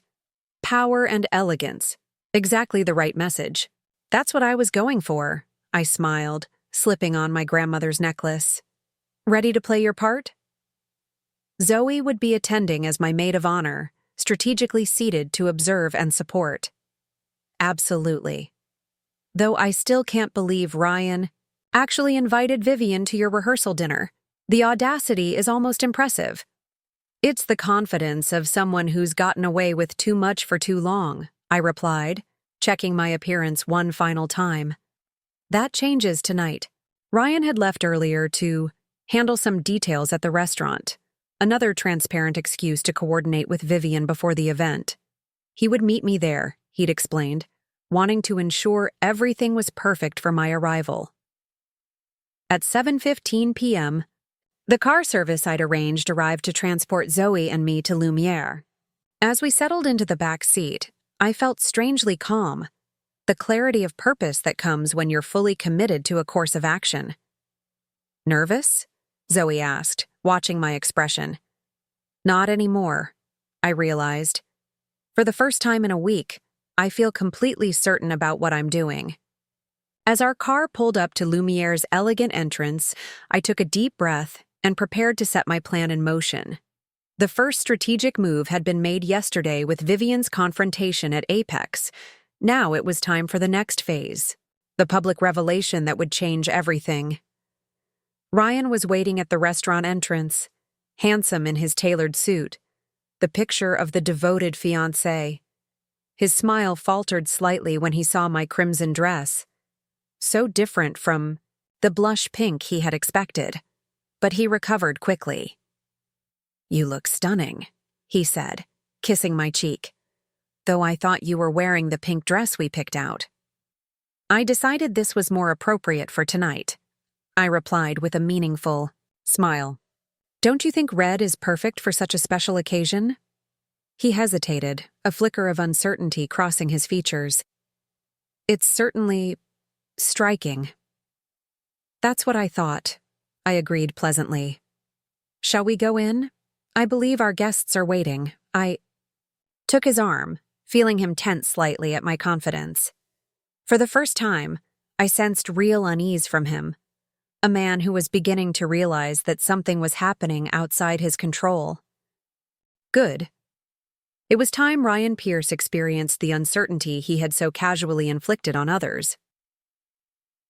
We walked into the restaurant together, heading toward the private dining room where our carefully selected guests awaited. The opening act of tonight's performance was about to begin. The private dining room at Lumiere was exactly as I had anticipated, elegant, intimate, and meticulously arranged to Ryan's specifications. Crystal chandeliers cast a warm glow over the space, highlighting the white linen tablecloths, and, as expected, the strategic arrangements of red tulips at the center of each table. The symbolism was almost heavy-handed, Vivian's signature flower prominently displayed at our rehearsal dinner. Guests were already mingling, cocktails in hand. Ryan's parents stood near the windows, his father Richard impeccable in a tailored suit that screamed old money, his mother Caroline elegant and reserved in designer evening wear. They nodded politely as we entered, but made no move to approach, typical of the cool distance they had maintained throughout our relationship. Zoe squeezed my arm supportively before moving toward her assigned seat. I scanned the room, mentally, checking off key players in the evening's drama. Jackson Wright and Eleanor from Apex were engaged in conversation near the bar. Naomi Pierce had positioned herself strategically near Ryan's parents. My close friends and selected family members were clustered together, while Ryan's side featured several colleagues from Hamilton Pierce Financial, and there, by the far wall, stood Vivian Rhodes. Even from across the room, I could see she had dressed carefully for the occasion. A black cocktail dress that was professionally appropriate, yet undeniably flattering. Her auburn hair styled in elegant waves. She was speaking with a male colleague I recognized from Hamilton Pierce, but her eyes kept darting toward the entrance. Waiting for Ryan, she spotted us almost immediately, her composed expression faltering for just a second when she noticed my crimson dress. Recognition flashed in her eyes. She understood the deliberate choice of color. For a moment, uncertainty crossed her features before she recovered her poise. "Quite a turnout," Ryan commented beside me, his voice slightly strained as he, too, noticed Vivian's presence. "Looks like everyone's enjoying themselves." "Yes, it's perfect," I agreed, smiling up at him. "Should we greet our guests?" "I'm particularly eager to meet this colleague you've mentioned. Vivian, isn't it?" Ryan's hand tightened on my waist. "Of course, though perhaps we should say hello to my parents first." "In a moment," I replied smoothly. "I'd like to introduce you to my new colleagues from Apex first. They've made a special effort to be here." Before he could object, I guided him toward Jackson and Eleanor, who straightened as we approached. "Ryan, I'd like you to meet Jackson Wright, COO of Apex Marketing, and Eleanor Mills, our head of human resources," I said brightly. "Jackson, Eleanor, this is my fiancé, Ryan Morrison." I emphasized his surname slightly, watching Jackson's expression. He extended his hand politely, but with noticeable reserve. "Mr. Morrison," Jackson said, studying Ryan carefully. "Or do you prefer Pierce? In professional settings?" The color drained from Ryan's face, his practiced smile freezing in place. Excuse me? "I understand you have connections to Hamilton Pierce Financial," Jackson continued pleasantly. "Family connections, I believe?" Ryan's eyes darted to me, trying to gauge how much I knew, how much I had shared. I maintained an expression of interested neutrality. "Yes, distant relations," Ryan managed, regaining some composure. "I don't typically use the family name professionally. Prefer to make my own way, you understand." "Admirable," Eleanor commented, her tone making it clear she found it anything but. "Independence is an important quality. As is transparency," Jackson added pointedly. Ryan's discomfort was palpable now. He cleared his throat, glancing around, as if seeking escape. "If you'll excuse me, I should greet some other guests. Madeline, shall we?" "You go ahead," I encouraged.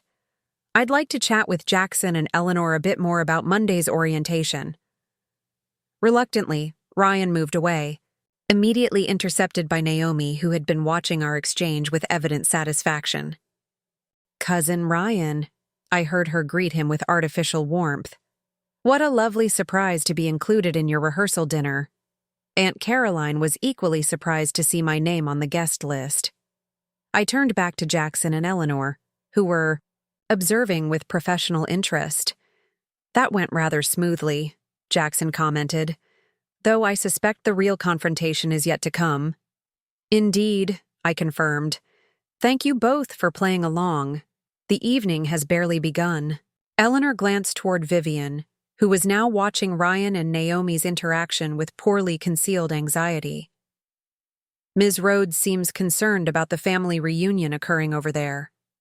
"She should be," I replied. "Naomi Pierce is perhaps the last person she expected to see tonight. A Pierce family member who knows exactly who Ryan is, and more importantly, who Vivian is to him." "This is highly unorthodox," Eleanor noted, though without disapproval. "I've never attended a rehearsal dinner that doubled as a professional confrontation." "Sometimes, the personal and professional are unavoidably intertwined," I said, echoing my earlier words to her. "Especially when the deception spans both worlds." I excused myself and made my way around the room, greeting guests and monitoring the developing tensions. Ryan was now trapped in conversation with his parents, his body language screaming discomfort as Naomi continued to hover nearby, occasionally adding comments that caused Richard Pierce's eyebrows to raise higher. Vivian remained isolated, increasingly, aware that something was amiss as she observed the strained interaction between Ryan and his family. When our eyes met across the room, I smiled politely and began walking directly toward her. She straightened, squaring her shoulders as I approached, preparing for battle while trying to maintain her composed facade. "You must be Vivian," I greeted her pleasantly. "Ryan has mentioned you. I'm Madeline Taylor." "Yes, I know," she replied, accepting my extended hand with cool professionalism. "Congratulations on your engagement and your new position at Apex." "Thank you," I smiled. "I'm looking forward to working closely with the digital accounts team. I understand you've been quite successful there." Her eyes narrowed slightly at the implication that I knew exactly who she was professionally. "It's been rewarding, though I'm sure Ryan mentioned I'm considering other opportunities now." "Really? That's not what I heard in yesterday's HR meeting," I replied innocently. "In fact, I believe you strongly objected to a proposed department transfer. Something about it being punitive and unwarranted?" The color drained from Vivian's face as understanding dawned. "You're behind that," she said quietly, accusing in her tone. "You engineered the conflict of interest claim." "I simply disclosed a factual connection between my fiancé and a member of my future team," I corrected her. "Professional ethics requires nothing less." "You don't understand the situation," Vivian insisted, lowering her voice. "Ryan and I have been involved for at least 8 months," I finished for her. "Meeting regularly at Lumiere in that private corner table, with special arrangements made by the maitre d', taking weekend trips disguised as business conferences, exchanging emails and messages throughout the day, including when he's supposedly working late at the office." Her composure cracked further. "How did you know all that?" I smiled. "The better question is, did you really think no one would find out? That you could sleep with my fiancé, accept his help in securing your position at Apex, and then casually attend our rehearsal dinner without consequences?" "This isn't the place for this conversation," Vivian hissed, glancing around nervously. "On the contrary," I replied calmly. "This is exactly the right place. Ryan chose to invite his mistress to our rehearsal dinner. A stunning display of arrogance from you both. Now you get to experience the results of that decision." Vivian's professional mask was slipping, real panic replacing her careful composure. "What are you planning?" "Justice," I said simply. "Nothing more, nothing less." I walked away, leaving her visibly shaken. Across the room, I caught Ryan watching our interaction with a growing alarm. He excused himself from his parents and started moving toward Vivian, only to be intercepted by Zoe, who engaged him in an animated conversation about wedding details he couldn't politely escape. Everything was proceeding according to plan.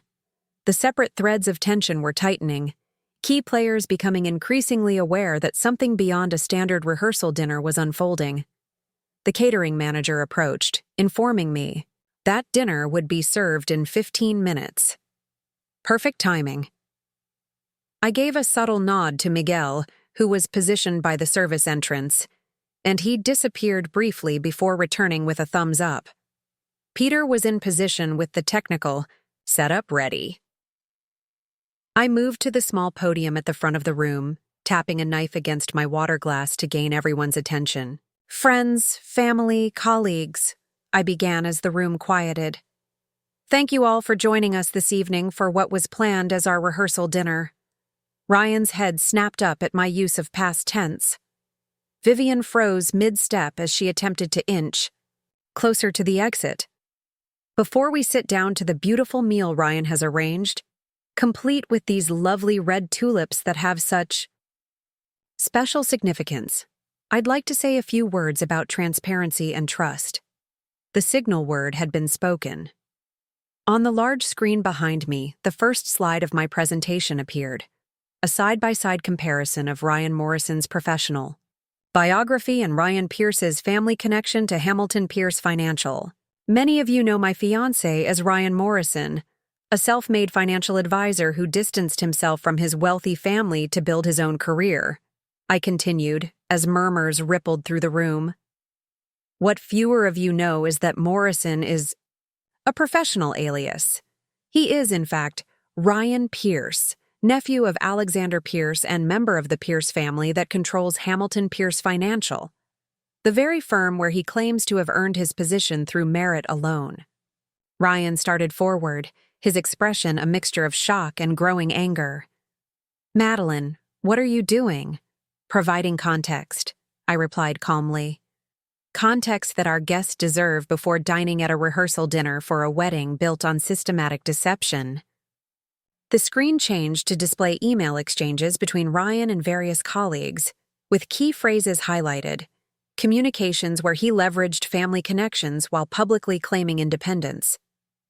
Ryan has maintained this dual identity for years, I explained to the stunned audience, presenting himself as a self-made man while secretly using family influence to advance his career and the careers of those close to him. Another slide appeared, this one showing communications between Ryan and Vivian dating back 8 months, carefully edited to focus on professional impropriety rather than explicit personal content. Which brings me to another important guest. "Tonight," I continued, turning slightly toward Vivian, who stood frozen near the wall. "Vivian Rhodes, Senior Account Manager at Apex Marketing, where I am about to become Executive Director. Vivian was hired 8 months ago after a strong recommendation from Ryan Pierce to his uncle Alexander, who sits on Apex's board. Eleanor and Jackson were watching with professional interest now, clearly connecting dots they hadn't fully assembled before. What neither of them disclosed during this hiring process was the nature of their personal relationship," I added, gesturing to the screen where their messages now revealed patterns of meetings, rendezvous, and carefully coordinated schedules. The room had gone completely silent. Ryan's parents stood rigid with shock, his mother's knuckles white around her clutched handbag. Naomi Pierce watched with grim satisfaction, while my friends and family displayed varying degrees of horror and supportive outrage. "Madeline, enough," Ryan finally managed, striding toward me. "This is completely inappropriate." "Inappropriate?" I repeated, my voice steady. "More inappropriate than inviting your mistress to our rehearsal dinner? More inappropriate than using family connections to secure her a position at the company where your fiancé is about to become her superior? More inappropriate than planning a honeymoon with me while maintaining a relationship with her?" Gasps echoed through the room. Vivian had backed against the wall, all pretense of professional composure abandoned. "You've misunderstood everything," Ryan insisted, reaching for the microphone.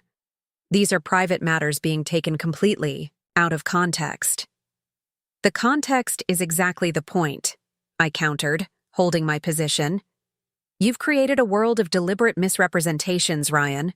Professional, personal, financial, all carefully managed to serve your interests while deceiving those who trusted you." I gestured to the screen, which now displayed a timeline of our relationship overlaid with documented instances of his meetings with Vivian. "For 8 months, you've been involved with Ms. Rhodes while engaged to me.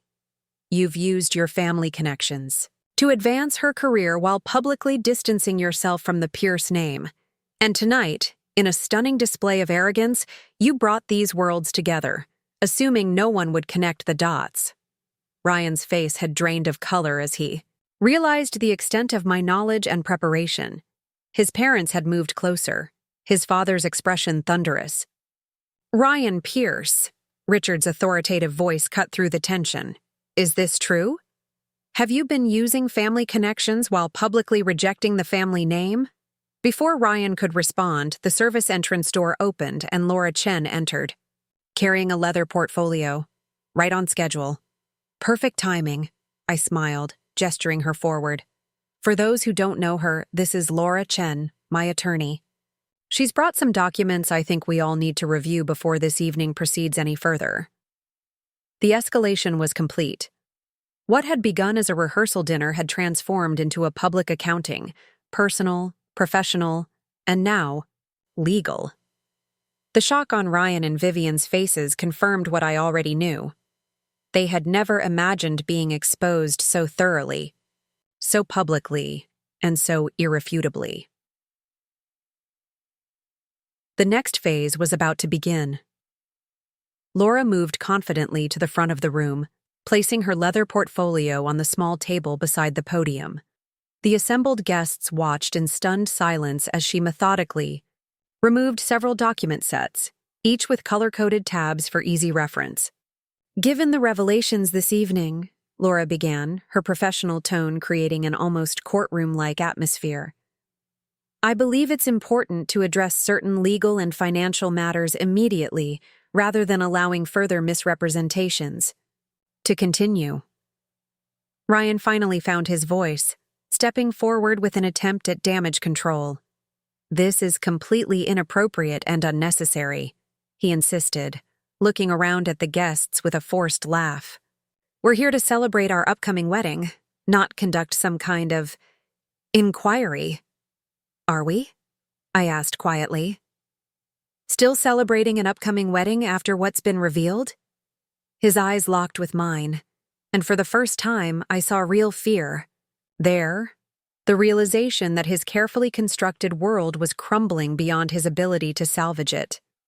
"Madeline," he tried again, lowering his voice and moving closer, adopting the soothing tone he'd always used when trying to manage me. "Let's discuss this privately. Whatever misunderstandings have occurred—" "There are no misunderstandings," I cut him off firmly. "Only deliberate deceptions that have now been exposed." Laura cleared her throat diplomatically. "If I may continue, I have several documents that pertain directly to the situation at hand." She handed the first set to me, then offered copies to Ryan, who refused to take them. "First," Laura explained to the room, "we have documentation of the prenuptial agreement that Mr. Pierce, or Morrison, as he prefers professionally, insisted upon 4 months ago. Particularly relevant is Section 7, regarding infidelity clauses." She highlighted the key paragraph on the screen behind us. "Any infidelity prior to the marriage nullifies all financial protections outlined in this agreement and entitles the injured party to compensatory damages as well as legal fees." Ryan's father moved forward, professional interest overriding family embarrassment. "May I?" he asked, reaching for a copy which Laura promptly provided. "Compensatory damages are calculated at 30% of hidden assets," Laura continued as Richard Pierce scanned the document with growing concern. "Which brings us to the second document, evidence of undisclosed financial holdings maintained under the Pierce Family Trust but benefiting Mr. Morrison directly." The screen displayed banking records and trust documents with specific transactions. Highlighted, Ryan lunged forward. "Those are private financial records?" he snapped. "You have no right—" "Actually," Laura interjected calmly, "as Ms. Taylor's attorney preparing for your marriage, I have both the right and obligation to verify all financial disclosures. These records were obtained legally through discovery, for the prenuptial agreement you yourself requested." Richard Pierce's expression had darkened as he reviewed the documents. "Ryan," he said, his voice dangerously controlled, "these are Pierce Family Foundation funds, designated for educational initiatives, not personal use." "Dad, I can explain," Ryan began, but Richard silenced him with a raised hand. "Not now," he said curtly. "This requires a full family discussion, and likely our legal team." Throughout this exchange, I noticed Vivian inching toward the exit, clearly hoping to escape while attention was focused on Ryan and the financial revelations. Eleanor from HR had noticed too, and smoothly repositioned herself to block the path to the door. "Ms. Rhodes," Eleanor called, loud enough to draw attention. "Perhaps you should stay for this next part. It directly concerns your employment situation." All eyes turned to Vivian, who froze like a deer in headlights. For a woman who had built her career on projecting confidence and control, the visible panic in her expression was telling. Laura nodded and moved to the third set of documents. Indeed. The next matter concerns the professional impropriety involving Apex Marketing's hiring practices and potential violations of company policy regarding undisclosed relationships. Jackson Wright stepped forward, his COO authority evident in his stance. As discussed in yesterday's meeting, Ms. Rhodes, these allegations are extremely serious. Your denial and subsequent refusal to cooperate with a standard conflict resolution procedure has elevated this to a formal investigation. What? Investigation? Vivian managed, her voice barely above a whisper. The board has authorized a full review of your hiring process, including the role Mr. Pierce played in securing your position, Jackson explained. Additionally, we're examining all performance evaluations and project attributions under your management, Eleanor added. There are also concerning allegations from team members regarding idea appropriation and credit misattribution that require investigation. The professional dismantling was happening in real time, in front of colleagues and witnesses who would ensure no amount of spin could later rewrite the narrative. Vivian's carefully constructed professional persona was being systematically exposed, just as Ryan's personal and financial deceptions had been. You can't, Vivian stammered, looking desperately toward Ryan for support. Ryan, however, was engaged in intense, whispered conversation with his father, both men looking increasingly grim as they reviewed the financial documents. Laura had provided Naomi Pierce chose this moment to step forward, adding her significant corporate weight to the proceedings. As Chief Marketing Officer at Apex, she stated clearly, I must express my grave concern that nepotism and undisclosed relationships have potentially compromised our hiring standards and team dynamics. The board will need to review all Pierce family connections within the company to ensure no other improprieties exist. Vivian finally found her voice, switching from defense to attack in a desperate attempt to regain control. This is a personal vendetta, she accused, pointing at me. She's using her new position to punish me because of her relationship problems. Actually, I replied calmly, I disclosed the conflict of interest before accepting the position, the professional ethical standard you and Ryan ignored. The investigation is proceeding according to company policy, which would have happened regardless of my personal situation. This is absurd, Ryan interjected, finally breaking away from his father. Madeline is twisting business connections into something inappropriate. My recommendation for Vivian was based solely on her professional qualifications. Interesting, Jackson commented, because our preliminary review indicates Ms. Rhodes's qualifications were notably weaker than several other candidates who were passed over. Her selection appears to have been influenced by factors outside the standard hiring criteria. Furthermore, Eleanor added, consulting her tablet, Ms. Rhodes received performance evaluations and promotions that seem inconsistent with peer reviews and project outcomes when examined objectively. The professional dismantling was methodical and devastating. I could see Vivian's confidence crumbling as each carefully constructed fiction was exposed to scrutiny. In a desperate attempt to redirect, Ryan turned to the assembled guests. I apologize for this uncomfortable situation, he announced, trying to reclaim his usual authoritative tone. What should have been a joyous evening has been derailed by unfortunate misunderstandings and professional jealousy. Several guests shifted uncomfortably, but no one spoke to support his characterization.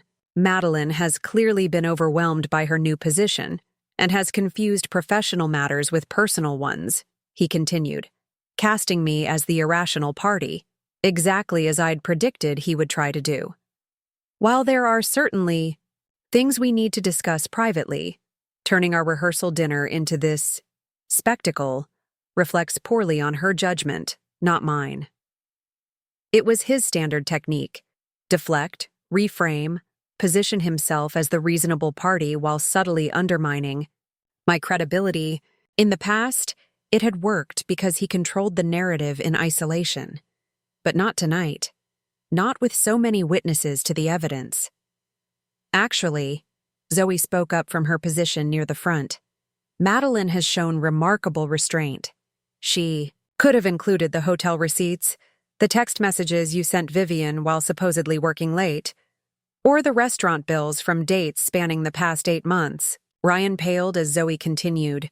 Instead, she's focused on the professionally relevant deceptions that impact her new position at Apex. If anyone is confusing personal and professional boundaries, it's the man who helped his mistress secure a job, reporting to his fiancé. Murmurs of agreement rippled through the room.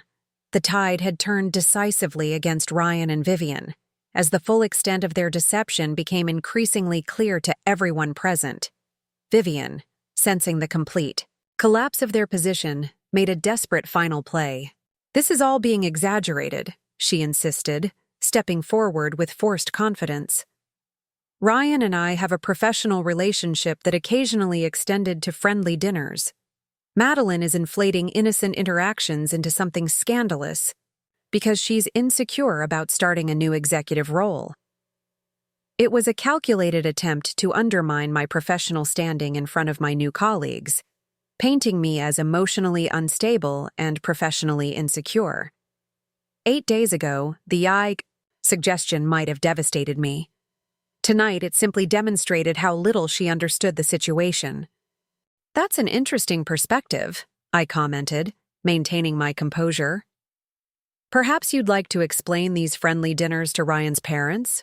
Or to the Apex board members who are reviewing the expense reports that mysteriously categorized your friendly dinners as client meetings?" I nodded to Peter at the back of the room, who advanced the presentation to show credit card statements with highlighted restaurant and hotel charges, all coded as business expenses. Ryan moved quickly toward Vivian, grasping her arm and speaking, urgently in her ear. Their body language told the story. He was trying to silence her, recognizing the danger of further defensive statements that could be immediately contradicted by evidence. But Vivian, now cornered professionally and personally, wasn't ready to surrender quietly. She jerked away from Ryan's grip. "This is your fault," she hissed, loud enough for those nearby to hear. "You promised no one would find out. You said your fiancé was clueless, too trusting and naive to ever suspect anything." The rawness of her accusation cut through the room's tension. Several guests gasped at the naked admission of their affair, now confirmed by Vivian herself in her moment of panic. Ryan's carefully maintained facade finally cracked completely. "Keep your voice down," he snapped, forgetting their audience. "You're making everything worse." "Worse?" Vivian's laugh held an edge of hysteria. "How could it possibly be worse? My career is being destroyed in front of the entire executive team. You promised you'd protect me if anything went wrong." Their unified front had collapsed entirely now, each turning on the other in a desperate attempt at self-preservation. It was the predictable response of people who had partnered in deception rather than genuine affection. When exposed, their alliance immediately fractured. Ryan's mother, who had remained stoically silent throughout the proceedings, finally spoke. Her voice was quiet but carried clearly through the now hushed room. "Richard," she addressed her husband, "I believe we should withdraw. This is beyond embarrassing. It's a disgrace to the family name." "Not yet, Caroline," Richard replied grimly. "There are financial matters here that require immediate attention. Family foundation funds have apparently been misappropriated." "If I may," Laura interjected smoothly, "the final document addresses those concerns directly." She distributed the last set of papers. "This is a proposed settlement agreement that would resolve both the personal and financial aspects of this situation without requiring lengthy legal proceedings." Ryan snatched the document, scanning it with increasing alarm. "This is extortion," he declared. "I'm not signing this." "It's actually quite reasonable," Laura countered calmly. "It simply requires full financial disclosure, repayment of misappropriated funds to the Pierce Family Foundation, and a formal acknowledgement of the misrepresentations that have occurred. In exchange, Ms. Taylor agrees not to pursue further legal action regarding the infidelity clauses in the prenuptial agreement." Richard Pierce had been reviewing his copy with the practiced eye of someone familiar with legal settlements. "This is surprisingly lenient," he noted, glancing at me with newfound respect.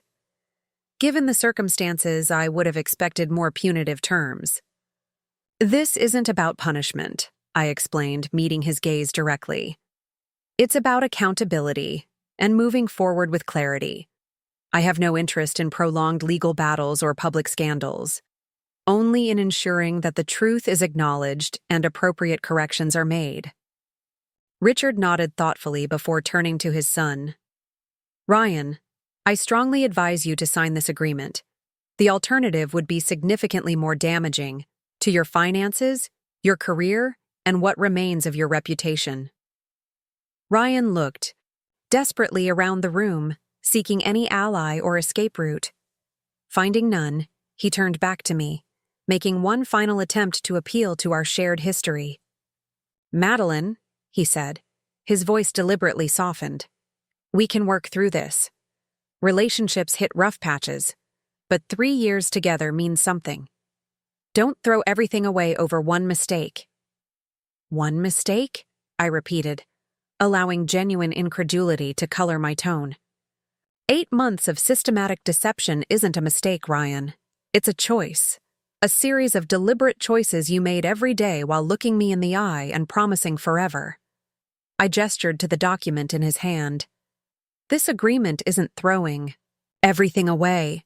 It's acknowledging what you've already destroyed and finding a responsible way forward." The room had gone completely silent, every witness to this confrontation seemingly holding their breath as Ryan stood at the crossroads of his carefully constructed deceptions. His response would reveal everything about his true character. Whether, when all manipulations had failed and all facades had crumbled, he could finally face the truth with some measure of integrity. For what felt like an eternity, Ryan stood frozen, the settlement agreement clutched in his hand, his expression cycling through anger, desperation, and finally, a strange acceptance. The room remained silent, the collective audience waiting for his response. When he finally spoke, his voice had lost its usual confident polish. "I'll need to review this with my attorney." "Of course," Laura replied professionally. "Though the terms are time-sensitive. The offer expires at midnight tomorrow." Richard Pierce stepped forward, placing a firm hand on his son's shoulder. "You'll sign it tonight, Ryan. The family cannot afford a prolonged public scandal, nor can the foundation tolerate financial impropriety. We'll discuss the personal repercussions privately." The shift in power dynamics was palpable. Ryan, who had spent years crafting an image of independent success while secretly leveraging family connections, now found himself openly subjected to family authority in front of the very people he'd worked so hard to impress. "Fine," he conceded, the word barely audible. Vivian, who had remained uncharacteristically silent during this exchange, suddenly found her voice again. "What about me?" she demanded, her professional composure completely abandoned. "What happens to my position at Apex?" Jackson Wright answered with clinical precision. "The investigation will proceed according to company protocol. Given the evidence already presented, you'll be placed on administrative leave, effective immediately pending the outcome of the review." "That's not fair," Vivian protested. "My work should stand on its own merit." "That's precisely what we'll be evaluating," Eleanor responded. "Whether your work and your position were obtained on merit or through undisclosed relationships and influence," Naomi Pierce added her professional assessment. "Based on preliminary review, Ms. Rhodes, your contributions appear significantly less impressive when separated from projects where attribution may have been flexible." It was the final professional blow. Vivian's carefully constructed career, built partially on appropriated ideas and protected by Ryan's influence, was now subject to objective scrutiny she couldn't control or manipulate. "This is a witch hunt," she accused, looking desperately toward Ryan for support. But he remained focused on the settlement papers, seemingly having abandoned her to save himself. I felt a curious mixture of emotions watching their parallel downfalls. Not pleasure exactly, but a sense of justice being served. These two had collaborated to deceive not just me but countless others, using people as stepping stones for their own advancement. Now, those same people were witnesses to their unmasking. "If there are no further objections," Laura announced, "we can proceed with signing the agreement." She guided Ryan to a small side table where she had arranged the documents.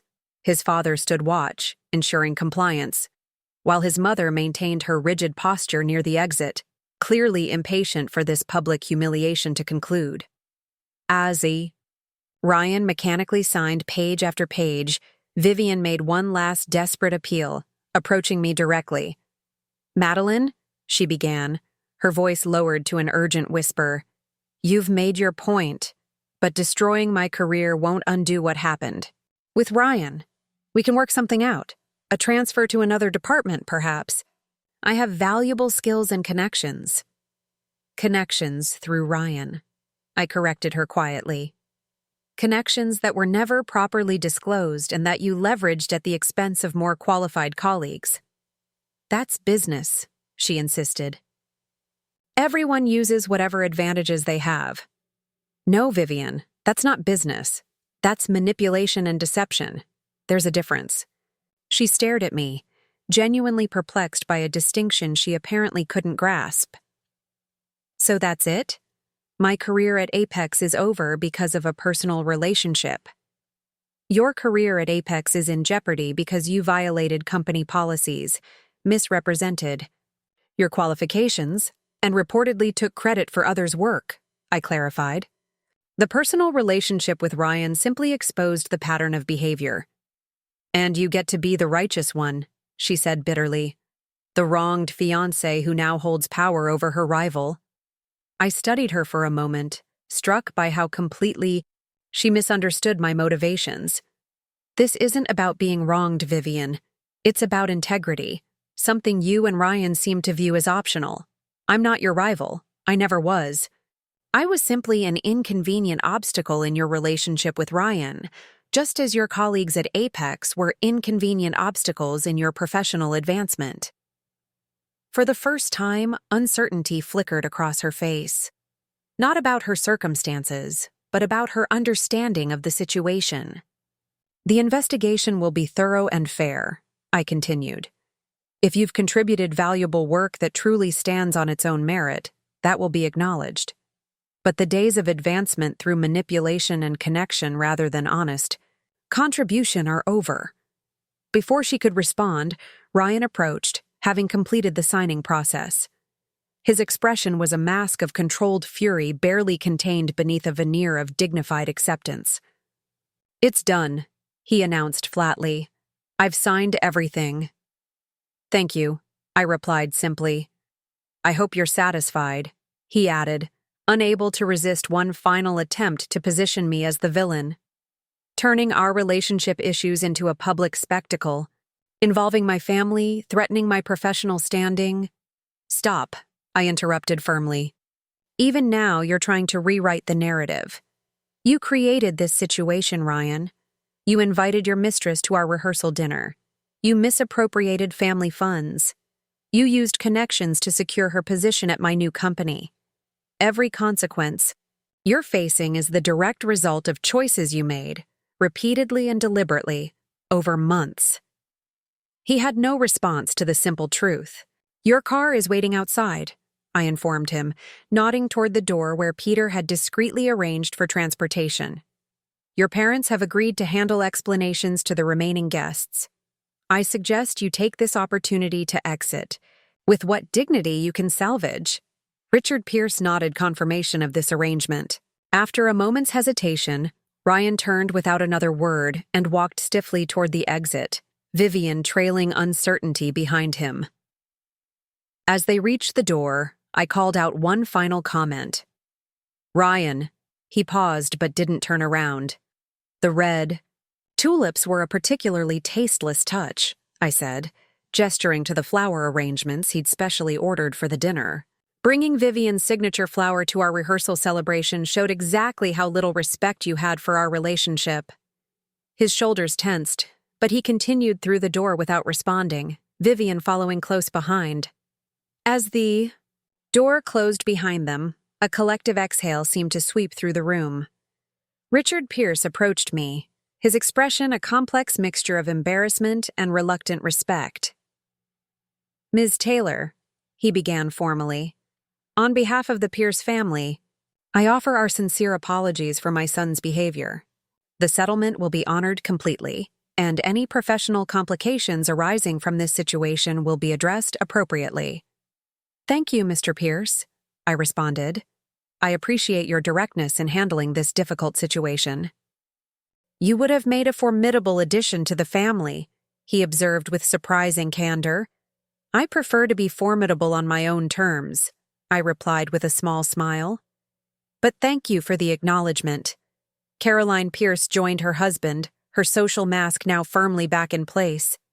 "We'll explain to the guests that the wedding plans have been postponed. A simple statement about mutual decisions and privacy should suffice." "That would be appropriate," I agreed, though I think most witnesses understand the situation quite clearly at this point. Indeed, the remaining guests had gathered in small clusters, processing the dramatic events they had just witnessed. My close friends and family had moved protectively closer to me, while Ryan's colleagues huddled near the bar, no doubt recalibrating their understanding of the man they thought they knew. Jackson Wright approached Eleanor and Naomi. "That was unprecedented," he said, a note of admiration in his voice. "But extraordinarily effective." "I apologize for involving company personnel in a personal matter," I offered professionally. "On the contrary," Jackson replied, "you handled an extremely complex situation with remarkable clarity and control.